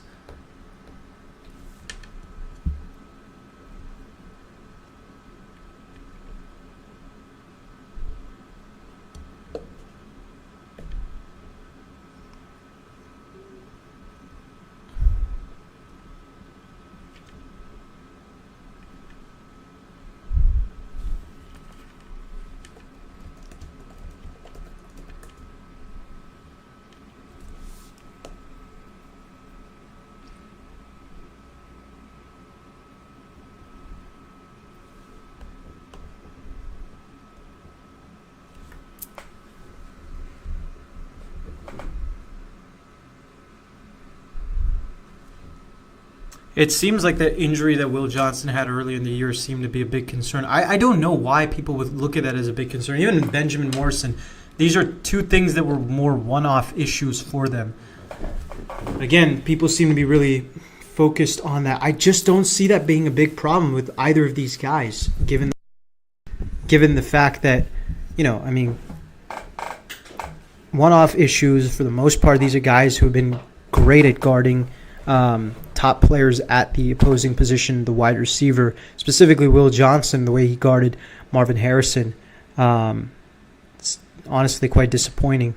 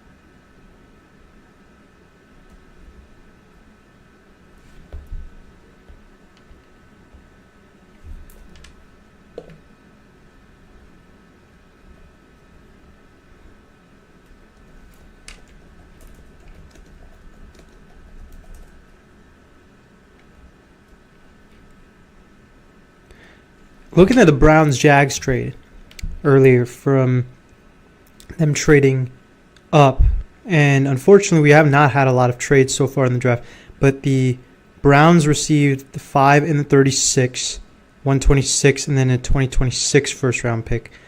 Jags got a generational talent.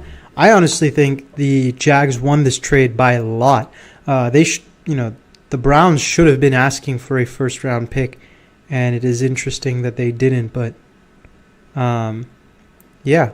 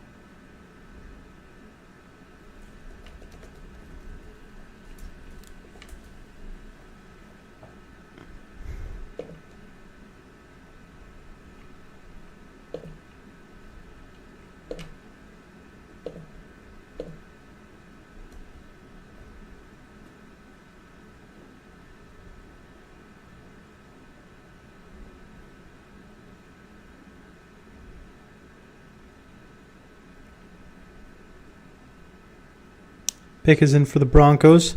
Roger Goodell is at the podium.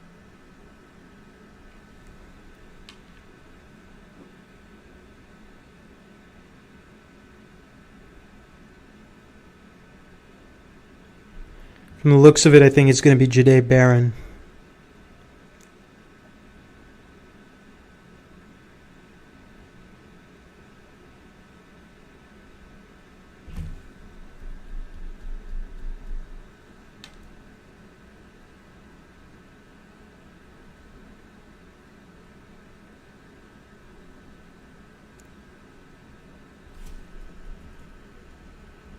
Jahdae Barron.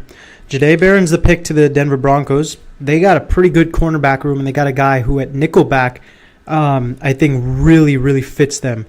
That is with the assumption that he plays nickelback. I feel like the Broncos lack a little bit on the other side of Pat Surtain. Obviously, Jahdae Barron can end up playing on the boundary. I don't think that is the best option for him. I think he's better suited for the nickelback position. But the Broncos continue to add to what is a solid defense. And a team that I think could be very dangerous next year. And I'm interested, honestly, with the Broncos, with their second and third round picks, how much they help Bo Nix. Obviously, the only weapon he has per se right now is Troy Franklin and Cortland Sutton, who's getting older. Do they end up going with a receiver as more receivers dropped in this class? Because there haven't been a lot of receivers picked. Ibuka got picked. Obviously, McMillan got picked. And I think that is it, if I'm not mistaken now. If we're talking about the rest of the draft, you got Ibuka and McMillan. That's it. At 21, though, this is where the draft is really going to get interesting. You got the Pittsburgh Steelers. And obviously the idea is that they're going to go for a quarterback. But the question is, who is it? Shedeur Sanders has fallen to pick 21. They have the opportunity to get Jackson Dart, who a lot of people have mocked to the Steelers. And Jalen Milroe, I would say, the biggest wild card. I wouldn't be surprised for Jalen Milroe. And honestly, Jalen Milroe to the Steelers might be the best fit for him. But I really think that this is the pick of the draft, and this can dictate the future of the NFL in a lot of ways, especially in the AFC.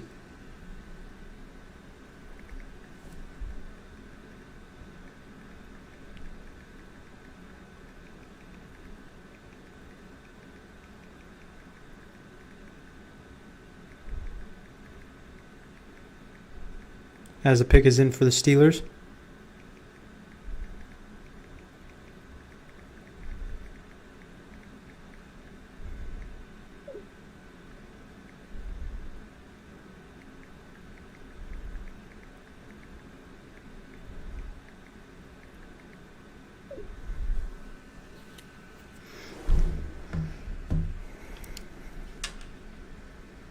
But now we got Jahdae Barron off the board. Obviously, when it comes to looking at my draft board, yeah, I mean, still a lot of guys at the top of my draft board who have not yet gone. Obviously, the Benjamin Harrisons, Harold Fannons. I think Harold Fannin is going to surprise people and go somewhere here. I don't know about Will Johnson anymore. And then we got Donovan Ezaraku.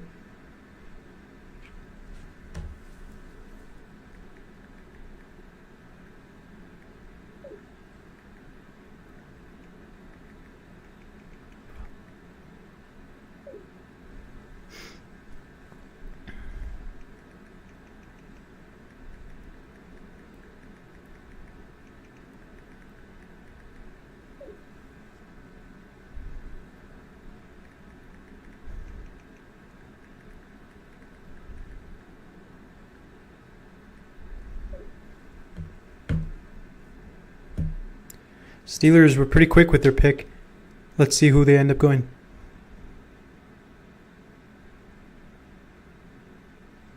Whoa. So they don't end up going quarterback. Wow.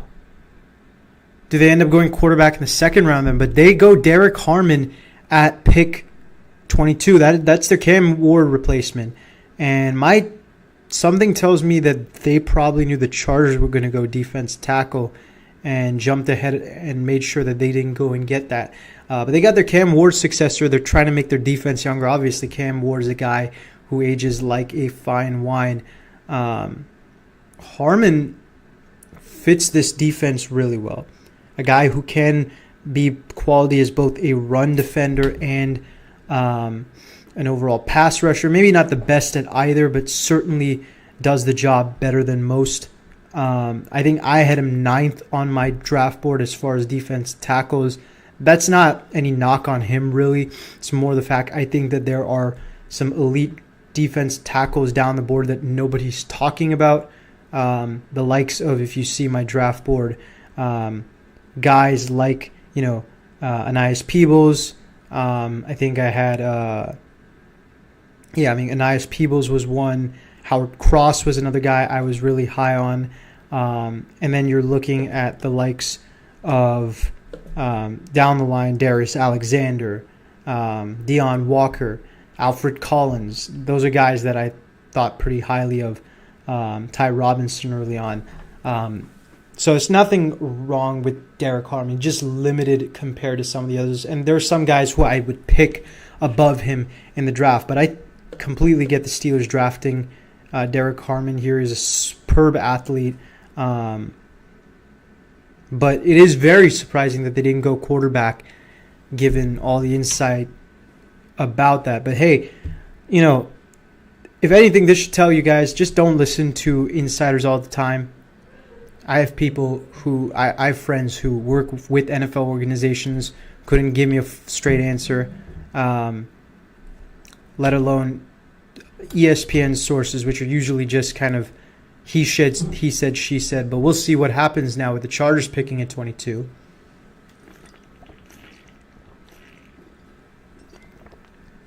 Obviously, Colston Loveland is off the board. Obviously, Kenneth Grant, a lot of the guys that Kelesh has been disappointed, had wanted, and obviously, unfortunately, Kelesh cannot make it tonight, but that is okay. We will continue without.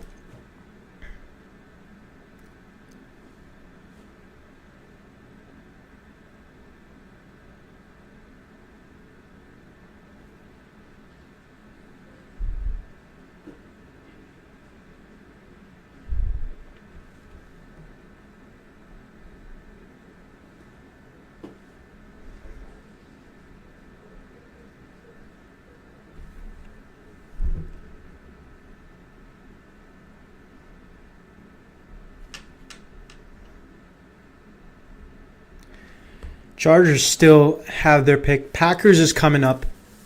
Green Bay, the consensus right now is that they might go Matthew Golden. If they go cornerback, probably have to go Will Johnson. Do the Chargers go Will Johnson? Obviously, there's the Michigan connection between Harbaugh and Will Johnson. There were rumors that they are going for a cornerback. They could use a third cornerback behind Tarheeb Still and Cam Hart. Although Derwin James is playing nickelback. Do they end up going defense tackle maybe? Maybe Darius Alexander jumps the board over here. Maybe they end up... I mean, Walter Nolan's already off the board, so that won't matter. But maybe they go the likes of Deion Walker. Maybe they go the likes of...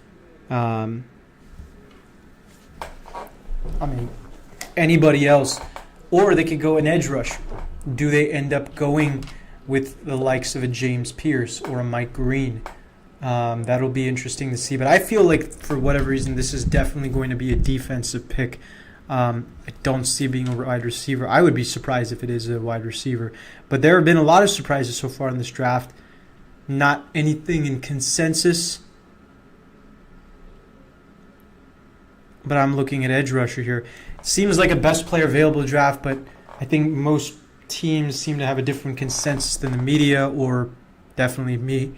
But let's see who the Chargers end up picking. They're still on the clock, yet to make their decision or put the pick in. We look at the draft board behind them. We've got the Vikings, the Houston Texans, the LA Rams, the Baltimore Ravens. The team I'm interested in seeing what they do, the Chiefs and the Eagles, and the Buffalo Bills. Definitely, I feel like that's a cornerback spot. But the Chiefs and the Eagles, the two Super Bowl winning teams, what do they do to address some of their problems or some of their questions per se? Because they don't have that many problems on their roster.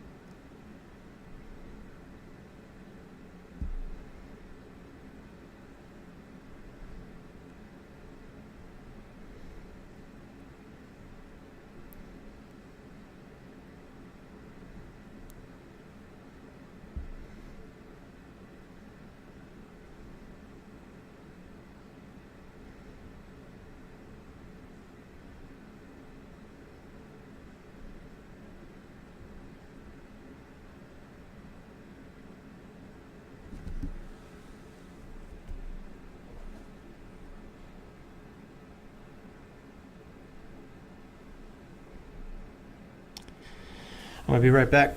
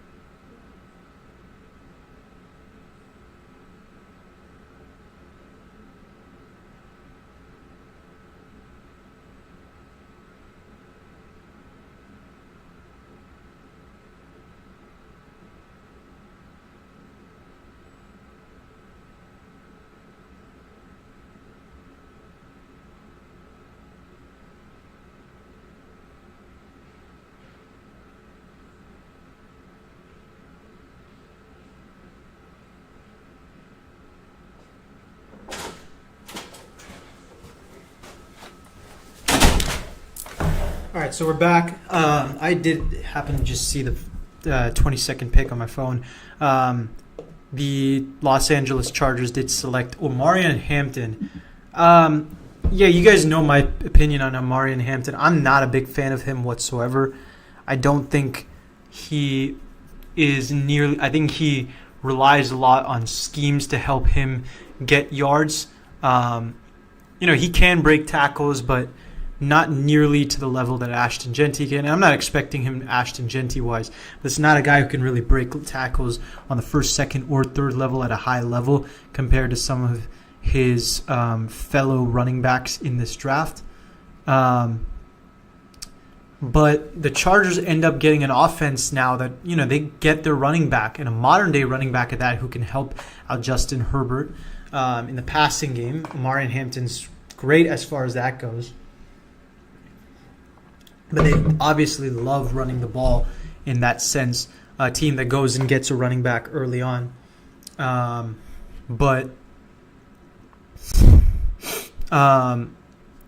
go for their version of Frank Gore when Jim Harbaugh had him a year ago or a decade ago. And now we're talking about the Packers on the clock. Is this finally where Will Johnson ends up going? I don't think so. I think it's probably going to be Matthew Golden. And as it continues, Will Johnson continues to fall in this draft. I really don't know where he's going to end up at this point, but wherever he ends up, he is going to really, outshine his draft stock, and he is an absolute steal for any team that way.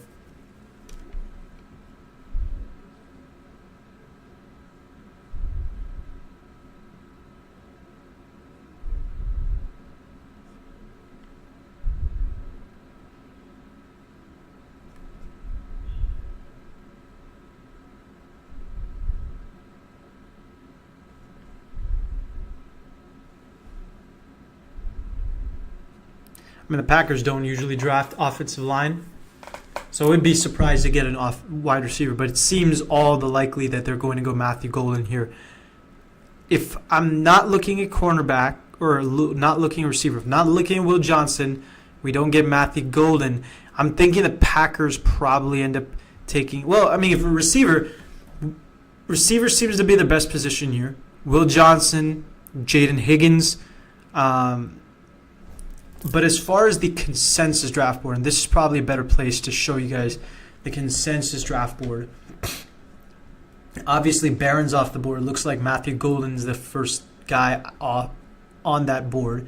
If you're going offensive line, Josh Simmons. I could see edge rusher James Pierce, although I don't think they're going to go edge rusher. They got Rashawn Gary, they got Preston Smith, and they drafted Luke Van Ness a few years ago. And... Derek Carman, Gray Zabel off the board. Maybe they go Jihad Campbell. If they're going to go linebacker. This is a team that always has a ton of talent, fills positional needs well. So I look at this, it has to be a cornerback or receiver, really. This is a team that relied very much on Jordan Love to make something out of nothing and didn't really have one of the best receiving cores. As far as cornerback goes, they just... saw Jair Alexander fall off the board. So, again, Will Johnson is on the board. Benjamin Morrison is on the board. Jaden Higgins and Matthew Golden are on the board if you're looking for a receiver.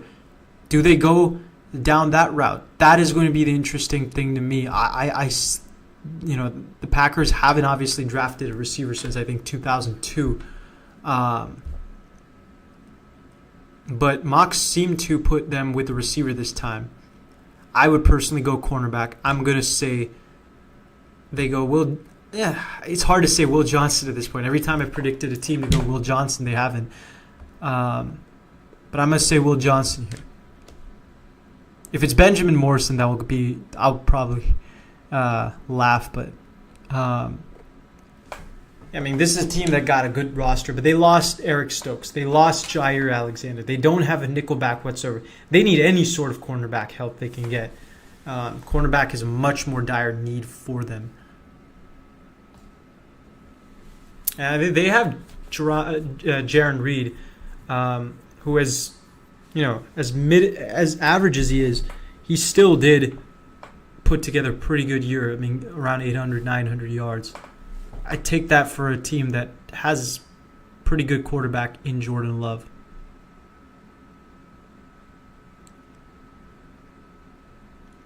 But yeah, I mean, it seems like same thing as the Chargers, why they're taking so long on the clock. It seems like they're taking in a lot of trades and seeing what they have. Do they end up trading down, or do they end up staying at pick 23? That is the big question. I think personally, if I'm Packers, I'm staying at pick 23. But I think if you're talking about a team who could trade up, I'm looking at the Eagles. I'm looking at the Kansas City Chiefs, but I don't see the players that they are looking at as guys who they need to trade up for. So maybe we're looking at potentially the Bills. They're definitely not going to trade with the Vikings, as now the pick is in, so they definitely are going to stay here.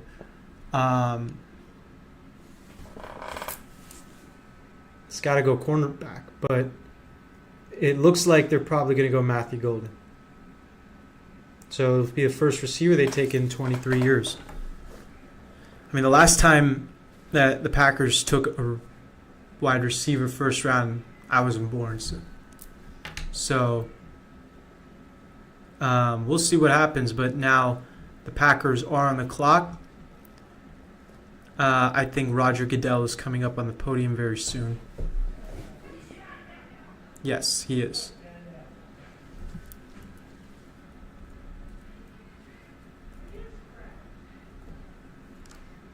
Oh, and Mark Murphy is going to make the pick.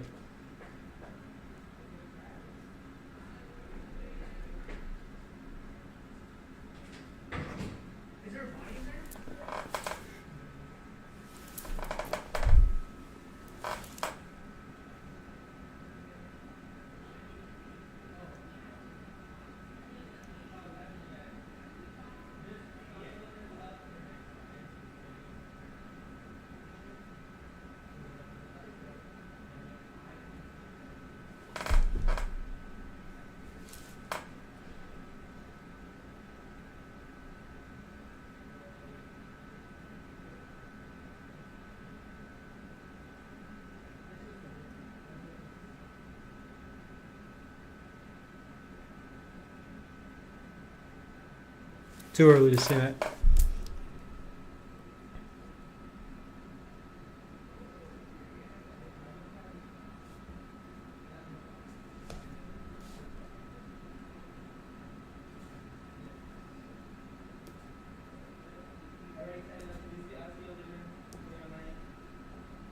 It's Matthew Golden, I think.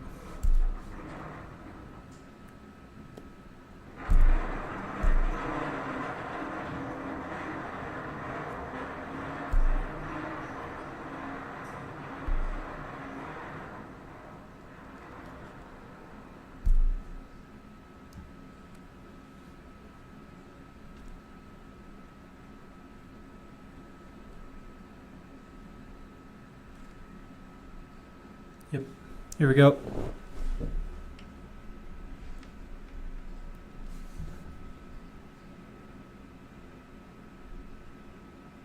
So receiver.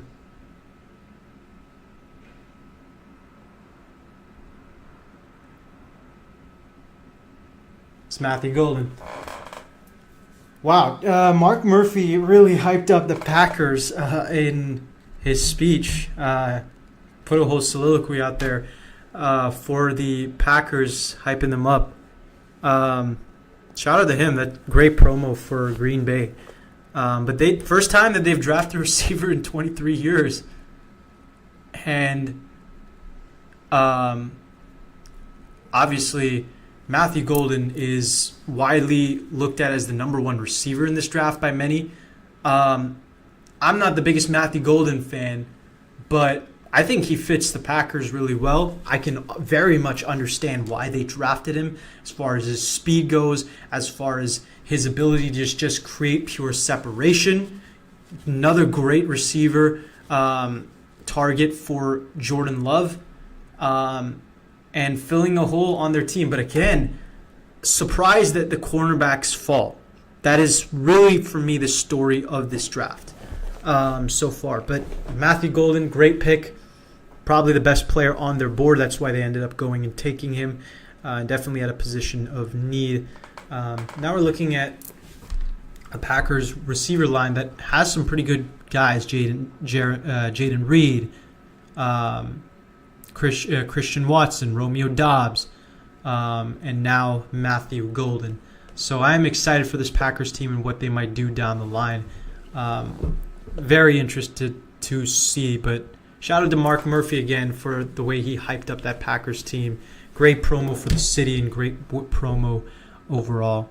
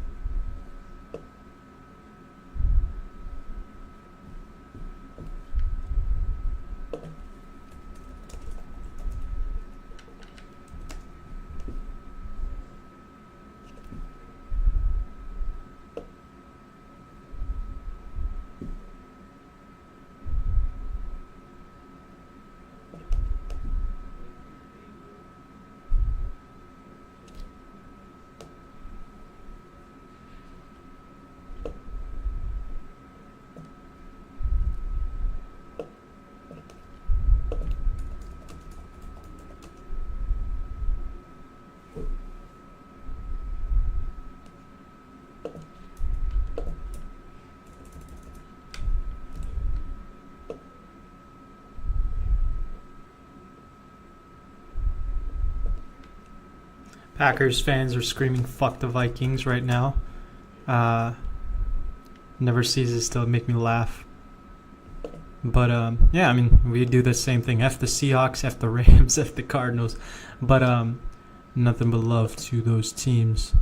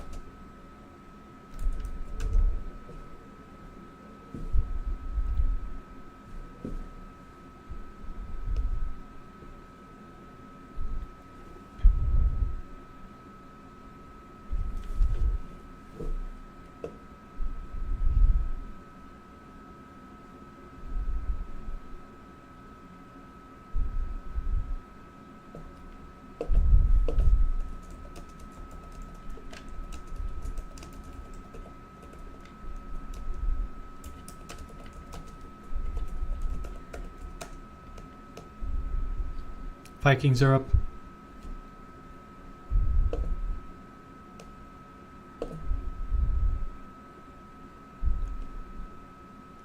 Great pick. Probably the first pick I'm really happy about so far to this extent. Will Fries and Ryan Kelly are on shorter-term deals.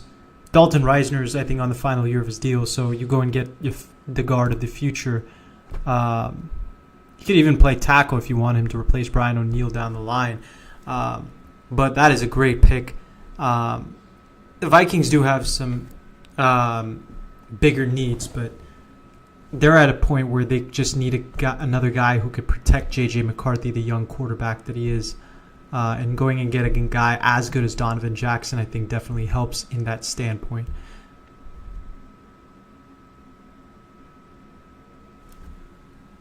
Oh, the Giants are going up.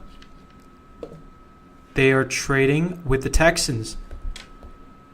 I think right now they might go quarterback maybe, or do they end up going with a receiver?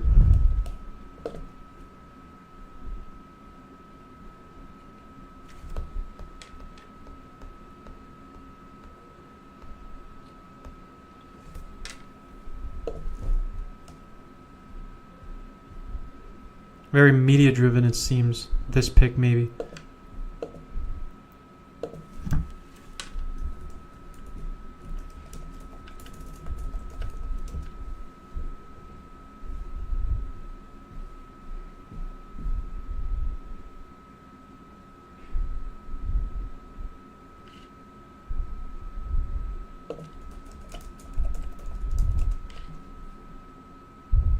Ooh, it's Jackson Dart.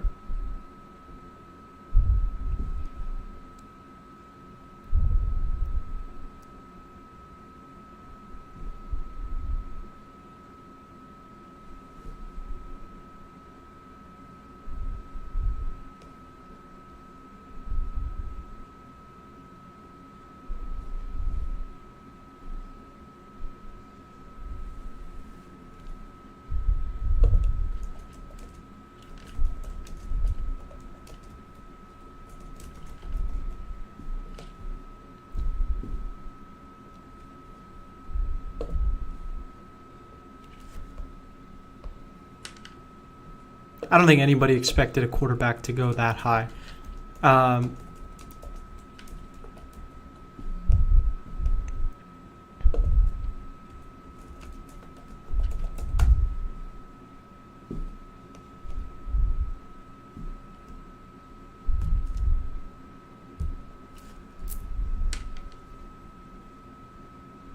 Pick is in.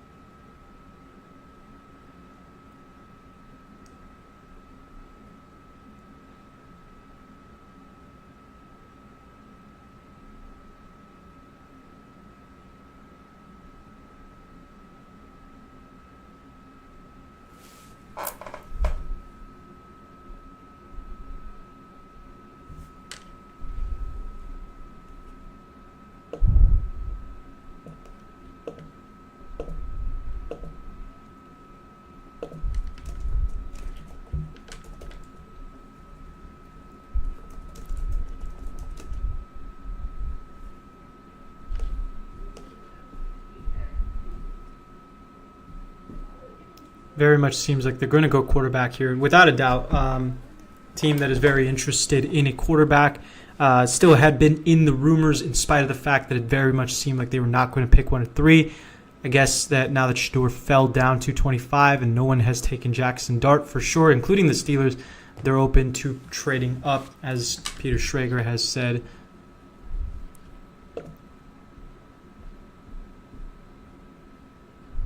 But, I mean, let's go back to our draft board. A couple guys who went high that one guy, well, specifically Donovan Jackson, who's now off the board. But we got most of the guys who I had high, but not everybody else. The guy still who keeps falling down the draft board is Will Johnson. So we'll see where he ends up falling. But they're probably going to have 3 quarterbacks, and that is going to be a very interesting quarterback room. You got a backup in Jameis, probably. You have a starter in Russell, and you have the guy of the future in Dart. I'm very interested in seeing how that quarterback room ends up working. Does the starter ever get a chance next year? That's going to be a very good QB room. The Giants go from one of the worst in the league to one of the best QB rooms overnight, basically.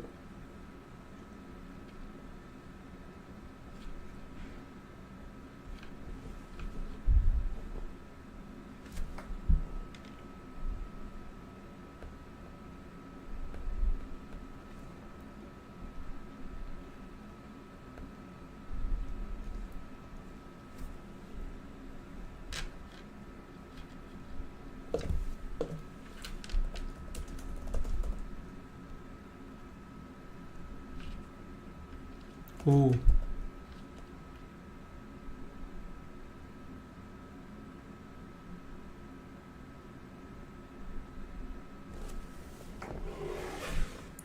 Looks like quarterbacks are going to start going off the boards.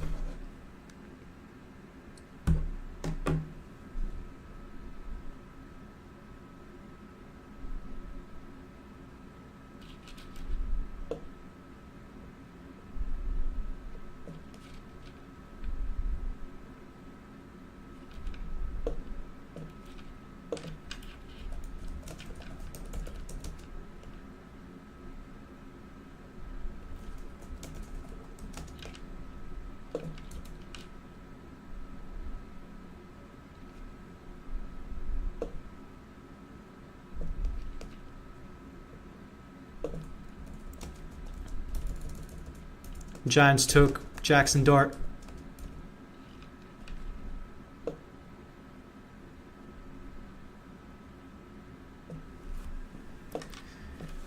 Very interesting quarterback room now. I like the pick, absolutely. Obviously, they seem to like Dart more than Sanders. I think that Dart has potential at the next level. How much, I'm not sure. I don't think it's too much. I don't think he's, per se, the best quarterback on the board. But I definitely do think he has starting potential. And I'm not mad at the pick. The Giants were looking for a quarterback, as now the Falcons trade up. Definitely not a quarterback team unless they decide to live up to the memes of last year.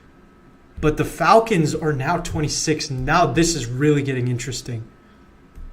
Yeah, we have a draft now. We really are starting to pick up the speed to, and I'm really interested in seeing who ends up getting picked at 26. Certainly not a quarterback. Is it a receiver? Do they end up going cornerback perhaps? Do they take Will Johnson? I feel like I've said that millions of times now, but they're definitely not going to pick a quarterback or so, I think. But the Atlanta Falcons really are going to they are really going to blow up this draft now.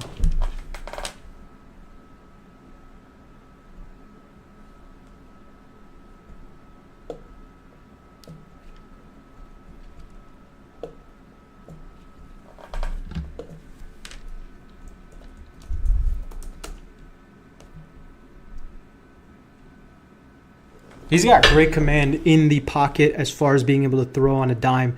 Not necessarily the most mobile, but he has that design run ability.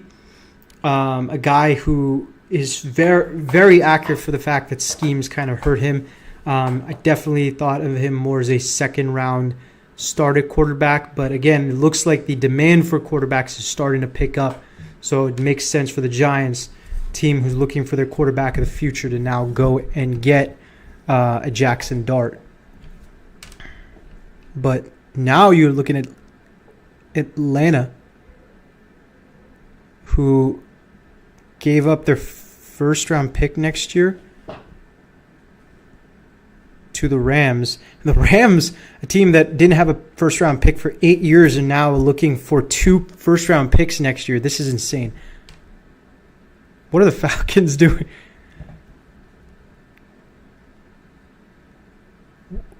Honestly, I have no idea what the Falcons are going to be doing here now. I mean, I have no idea what most teams are doing here in this draft. Like, no pick that I've expected quite literally from pick 10 onwards. not even an idea or such or anything like that. But this one, I don't even know what to predict, quite honestly. Definitely can't go for a quarterback, but they gave up a first-round pick to get this guy. So it's going to be interesting to see who they pick here. But it seems like the Falcons are going all in now that they got the quarterback of the future, now that they got the receiver of the future in Drake London, running back of the future. Do they go offense again here? They got the first guy they needed on the defense. Now who do they go and get at pick 26?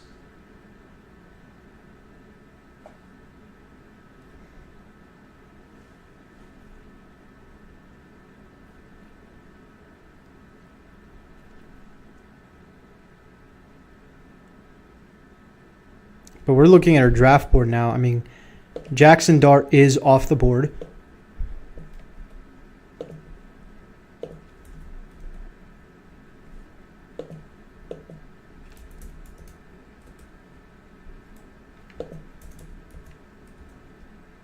Yeah, I mean, you can never predict anything with the Falcons after what they did last year.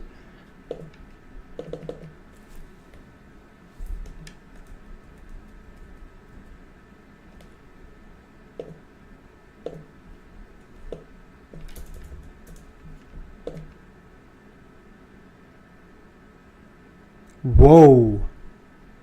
So now they're going all in on defense. So now we got James Pierce off the board for...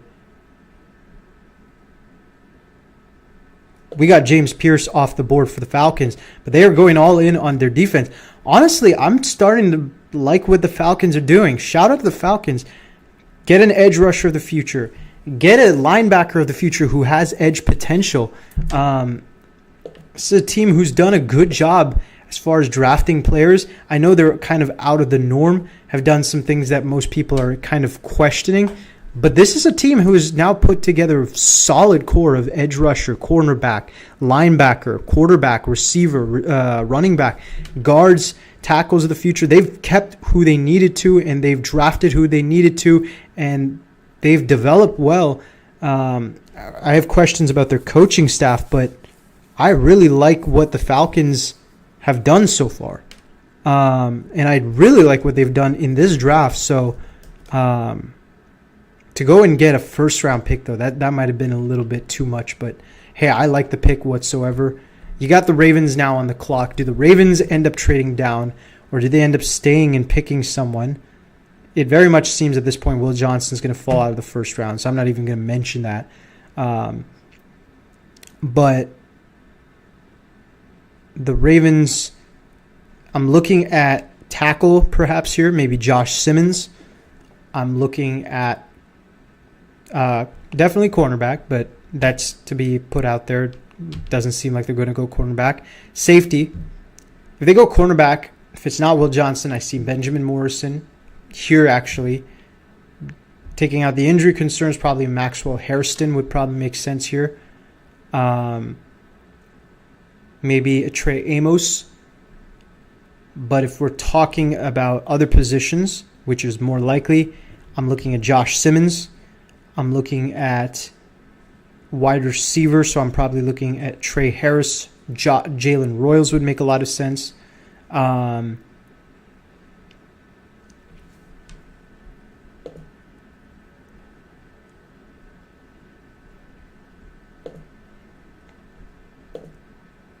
would say you're looking at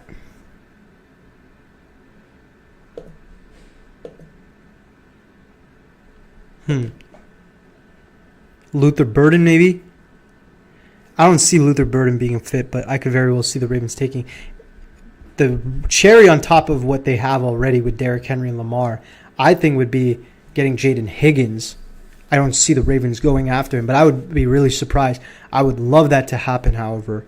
I could also see the Ravens going safety here, given the fact that they recently cut Marcus Williams.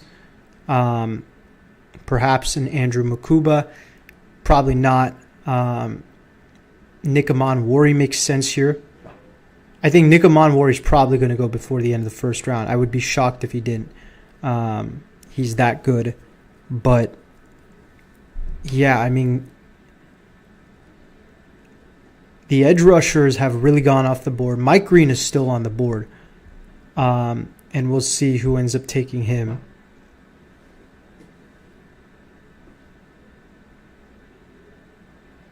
Yeah, I agree with Peter Schrager. I think it's going to be Josh Simmons without a doubt. They need a tackle. They re-signed Ronnie Staley, but he's old. He gets injured a lot often. He's been in the league now for, 9 years. I think that the Baltimore Ravens are probably going to go offensive line. It doesn't seem like they're going to go receiver. It doesn't seem like they're going to go corner.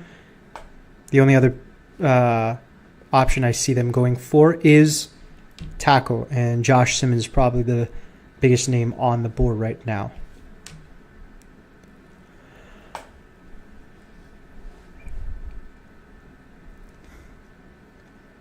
Very weird draft it has been today.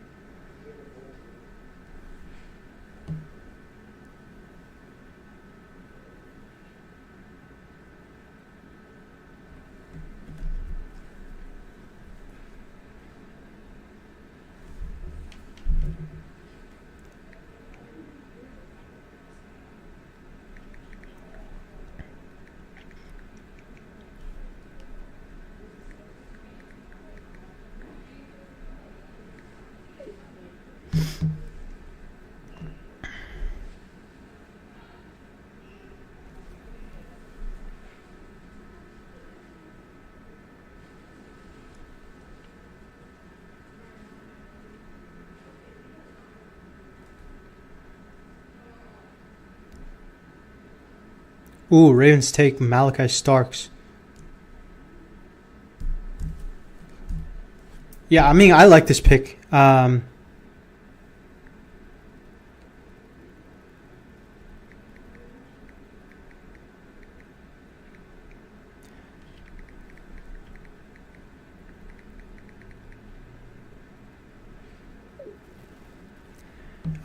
I like this pick. You're talking about a guy who can play nickel for the Ravens, play alongside Nate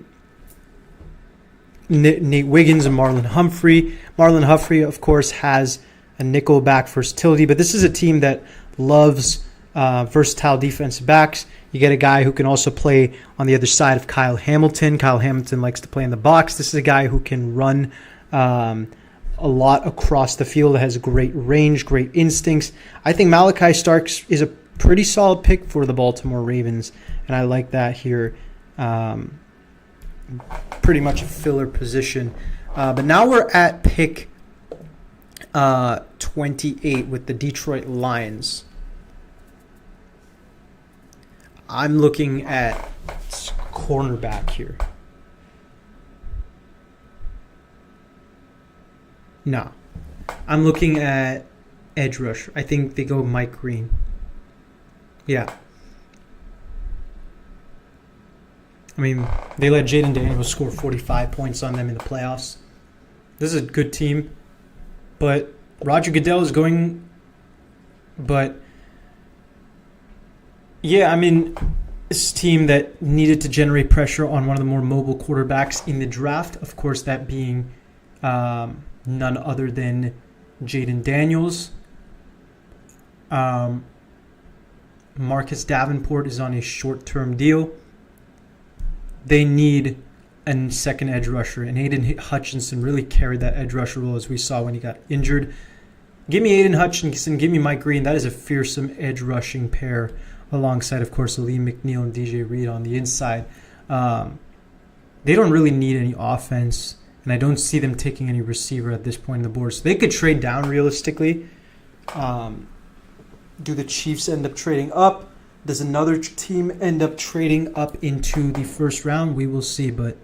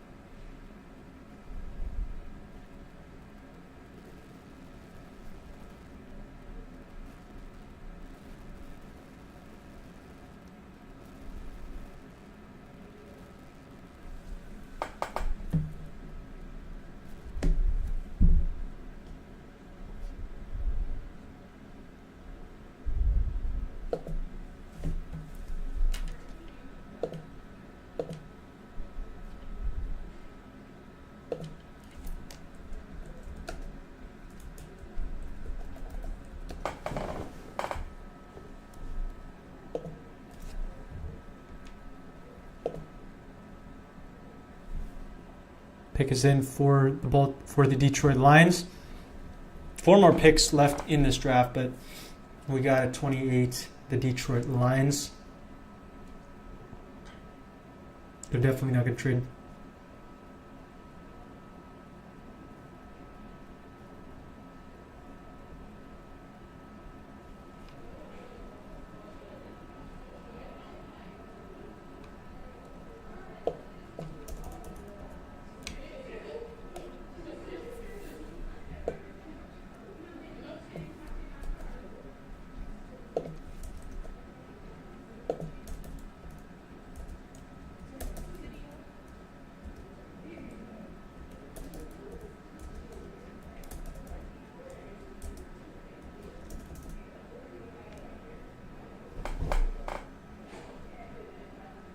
Draft board as it stands right now. Still, Will Johnson's number 3 on the board. Obviously, Fannin and Morrison probably not going to go number 1 in this first round right now, but I'm probably going to bet that Will Johnson also doesn't at this point.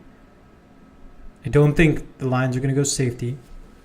To me, it's either wide receiver or it is a defensive player.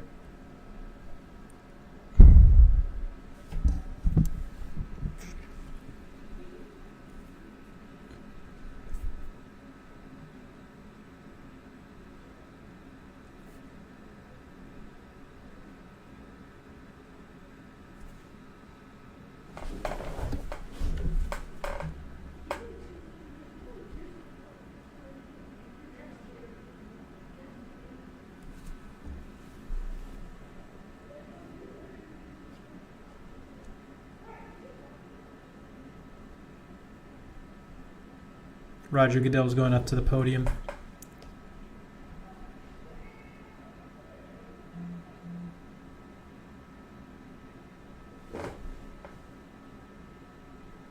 Ooh. Yeah, I'm not a big fan of that pick. He's a good run stuffer, but that's pretty much it. And it's a position that I think the Lions are already pretty good at. So I just don't see that being something that. Yeah, I'm not. I don't think that he's much more than a run stuffer. Obviously, the Lions already have that in Aleem McNeil. Aleem McNeil is a lot more dominant, but I think really this is just now a position filler rather than an actual go and get a good player. Although, granted, a lot of teams have done that at this point, so that doesn't surprise me. But again, some of the best players are still on the board. Will Johnson is still on the board. Fucking, Donovan Ezeraku is still on the board. Now, guys who I'm not a big fan of but are on consensus draft boards like Josh Simmons and whatnot are still on the board. And Williams wasn't even really projected, nor was he really high on most people's draft boards. To have him going at 27, I think it's a big reach for the Lions. But hey, I mean, I've been wrong about this before. They went and got Jahmyr Gibbs in 12. Jahmyr Gibbs turns out to be one of the best running backs in the league. Could not make me look more stupid. I was not a big fan of Jahmyr Gibbs. I've said the same thing even about Amari and Hampton. I'm not great as far as running backs go, as far as evaluating running backs, specifically receiving running backs. They always usually prove me wrong. But this is not a running back. This is a defense tackle. I feel I'm pretty good at evaluating defense tackles, and I'm not a big fan of this move. Again, even if you take out his potential, just the position itself doesn't seem to make sense at all. You could have gone edge rusher, you could have gone cornerback, and they would have been bigger needs. And there are good players at each of those positions. Even for if you want to consider a luxury position, a linebacker, a tight end, defense tackle doesn't seem to me to be the best pick here.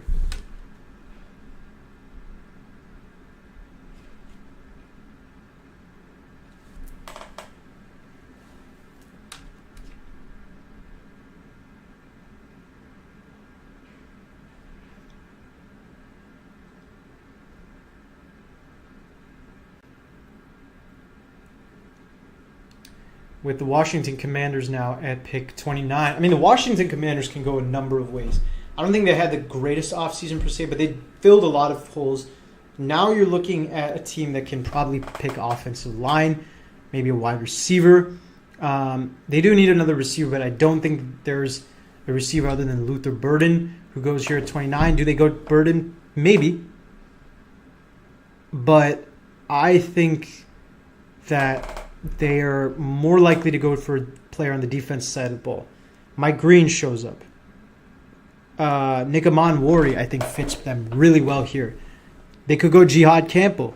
They could go defense tackle and maybe go somewhere down the Ty Hamilton route if they want to reach like the Lions did just now. They could go with a Deion Walker. They can go with a Howard Cross. Not a Howard Cross. He's not going to go this high. But Darius Alexander.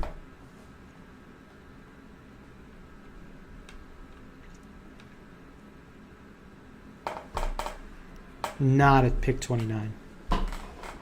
I think they're probably going to go with...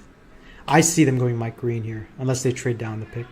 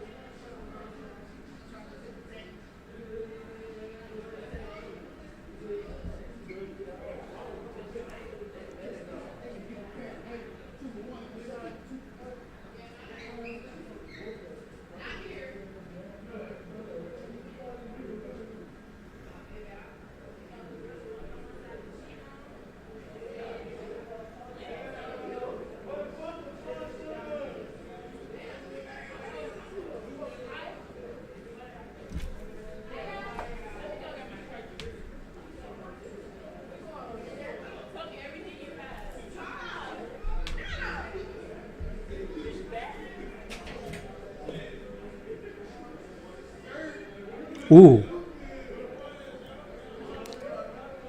I'm not the biggest Josh Connerly fan, but wow, actually, I'm really surprised by that. My guess is that they end up taking Connerly as a right tackle. They got Laramie Tunsil on the other side, clearly. But, I mean, the Eagles and the Kansas City Chiefs and the Bills have every player that they could want right now. Yeah, I mean, wow. That is a pick that I don't think I would have expected. But we got Bills, we got the Chiefs, the Eagles. Bills have to go cornerback.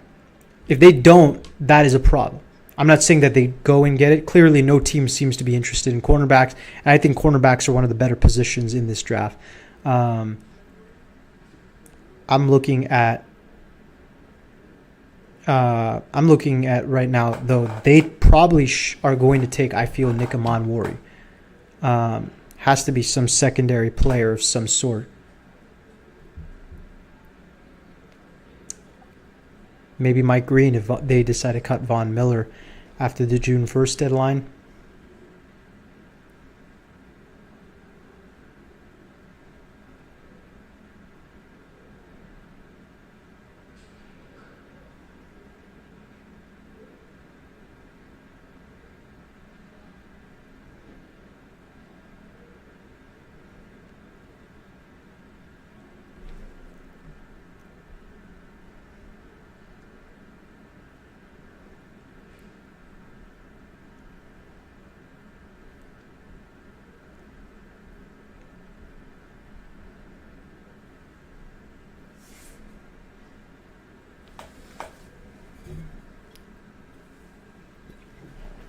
I'll be right back. I'm going to get some water.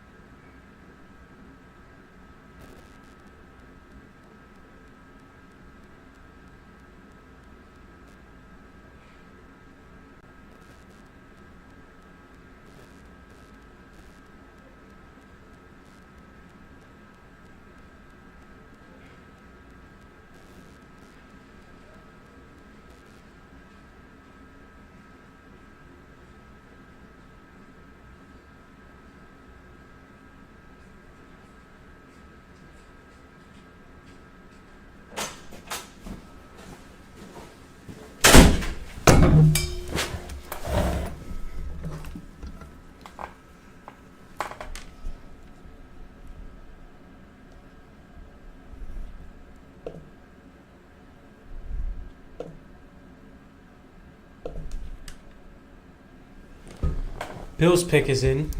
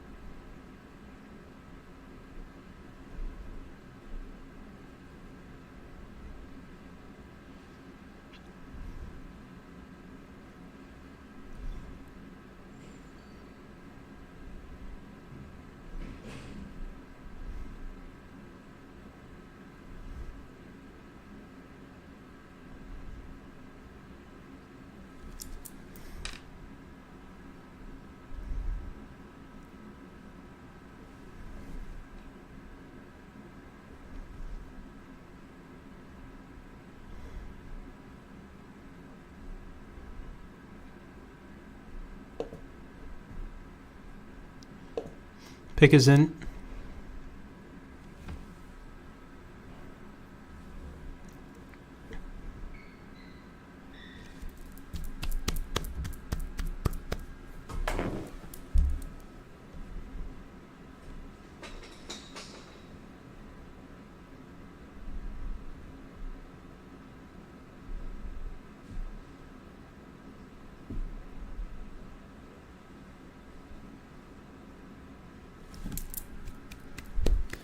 Let's go, Tommy. See what we got.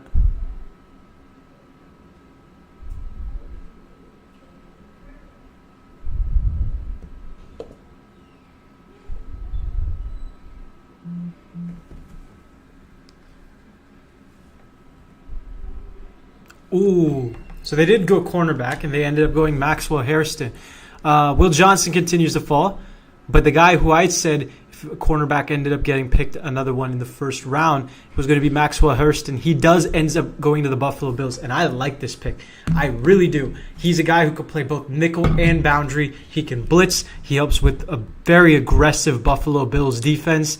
And you get a guy who can pretty much kind of be a spy as a defensive back on Patrick Mahomes.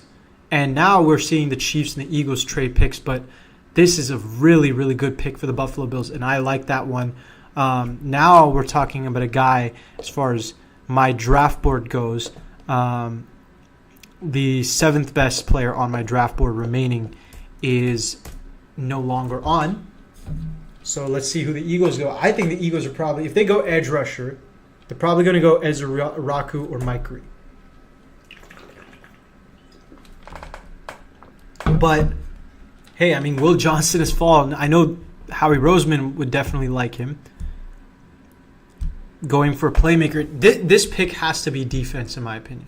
I think the Eagles have everything they need offensively. They don't really need a running back, receivers, tight end, offensive line, or quarterback. It's defensively. And they're looking for investments down the line. Younger players, obviously, they have the likes of Jalen Carter and Jordan Davis, Nolan Smith. They're young, but their older veteran, Brandon Graham, retired. Go and get a guy who can replace him long term. They got Azeez Ojulari, who I like, but they need a long term replacement. And I'm looking at one of the edge rushers. Maybe if Darius Slay is cut, probably going to go Will Johnson. But they did sign Adoree Jackson, so I feel like it's more likely to be an edge rusher. Or do they go safety? Do they end up taking Nick Amon-Wari? I think the Eagles are probably going to go. For me, I think Philadelphia ends up going Donovan Azaraku.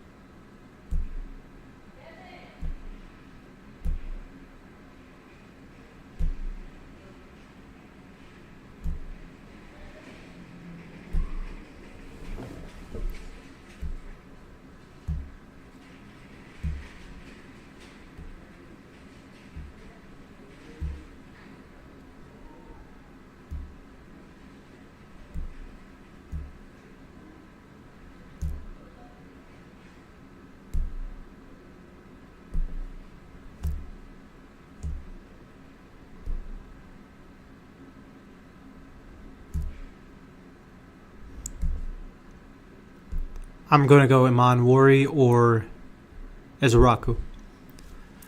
That's who I have my money on here.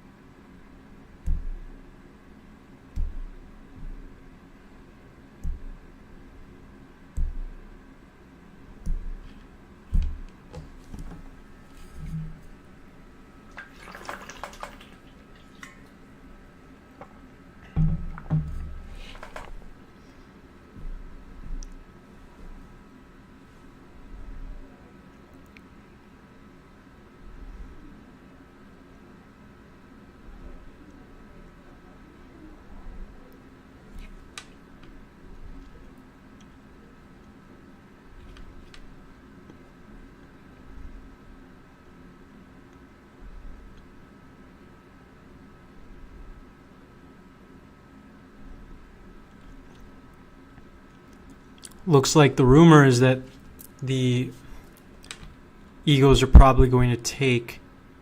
The rumor is that the Eagles are taking Jihad Camp. I don't see Jihad Campbell going to the Eagles here. They re-signed Zach Bond. They obviously have Nakobe Dean. I don't see the Eagles going with an extra linebacker here, especially with the amount of years that they signed Zach Bond for. To me, this has to be edge rusher safety. Could be cornerback, but given the fact that cornerbacks haven't got off the board, I don't see it.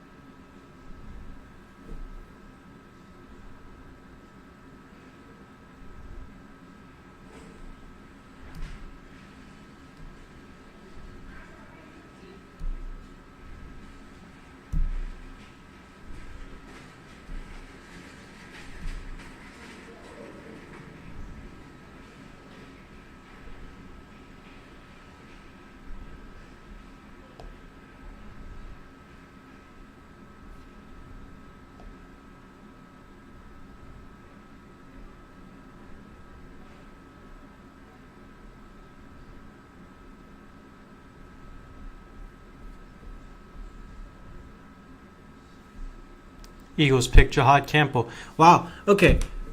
I'm interested in seeing if the Eagles end up placing him as an edge rusher rather than an actual offensive line. A linebacker. Very interesting pick.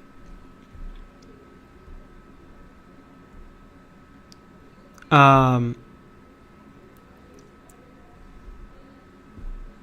I'm interested in seeing what the Chiefs end up taking.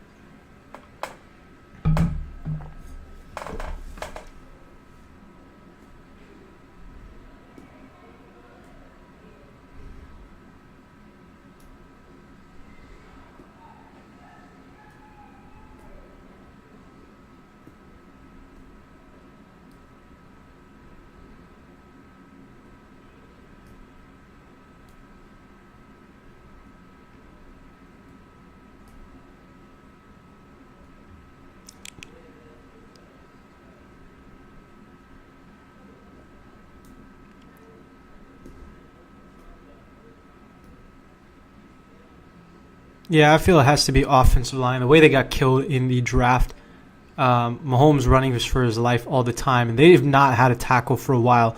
Josh Simmons probably is the best pick here. If you're going defense, I'd go Mike Green. There's a chance, though, the Chiefs could trade down again But we'll see.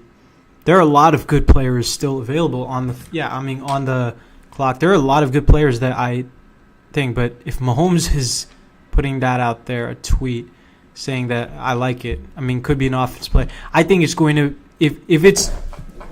I'm surprised by how little defensive players have gone in this draft compared to what I thought it was. I thought this was going to be a defensive-heavy first round. It's been honestly quite the opposite. More of a balanced draft. But the pick is in. The Chiefs are going to pick at 32. I think if it's defense, I'm going to say it's Mike Green. If it's offense, definitely Josh Simmons.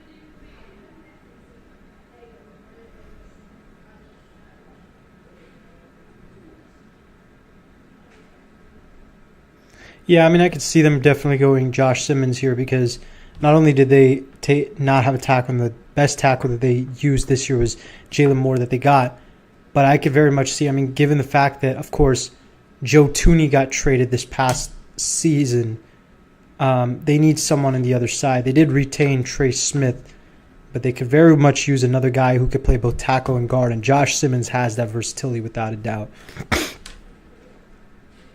Yeah, I'm going to say Josh Simmons.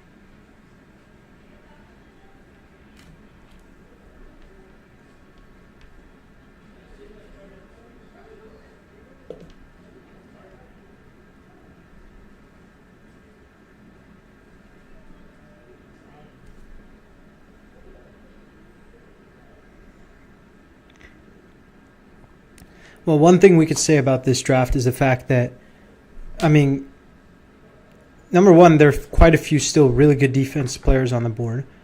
But two, Shedeur Sanders is not getting picked in the first round. I think that's probably one of the bigger storylines. And I think probably the biggest storyline is that Will Johnson completely fell out of the top 10, completely fell out of the first round. To me, that is probably the biggest story and probably biggest concern. I'm not as surprised that Sanders fell out of the top 10, but out of the first round, that's definitely a big surprise, given especially the hype that he had. But there is a lot of good talent that you're probably going to get a lot of good value in the second and third round. But right now, I would say that this pick is definitely going to be Josh Simmons.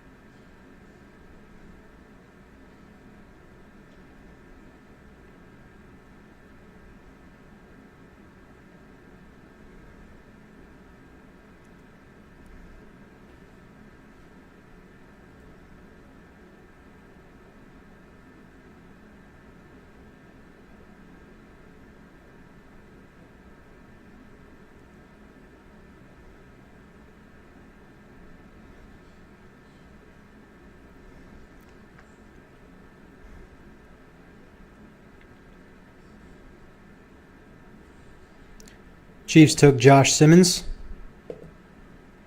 as a final pick of the draft. Chiefs end up taking their tackle hopeful of the future. But that is the entire first round of the NFL draft. We got Cam Ward at 1. Hunter got to the Jacksonville Jaguars as Jacksonville traded up with Cleveland. Abdul Carter went 3. Will Campbell went 4.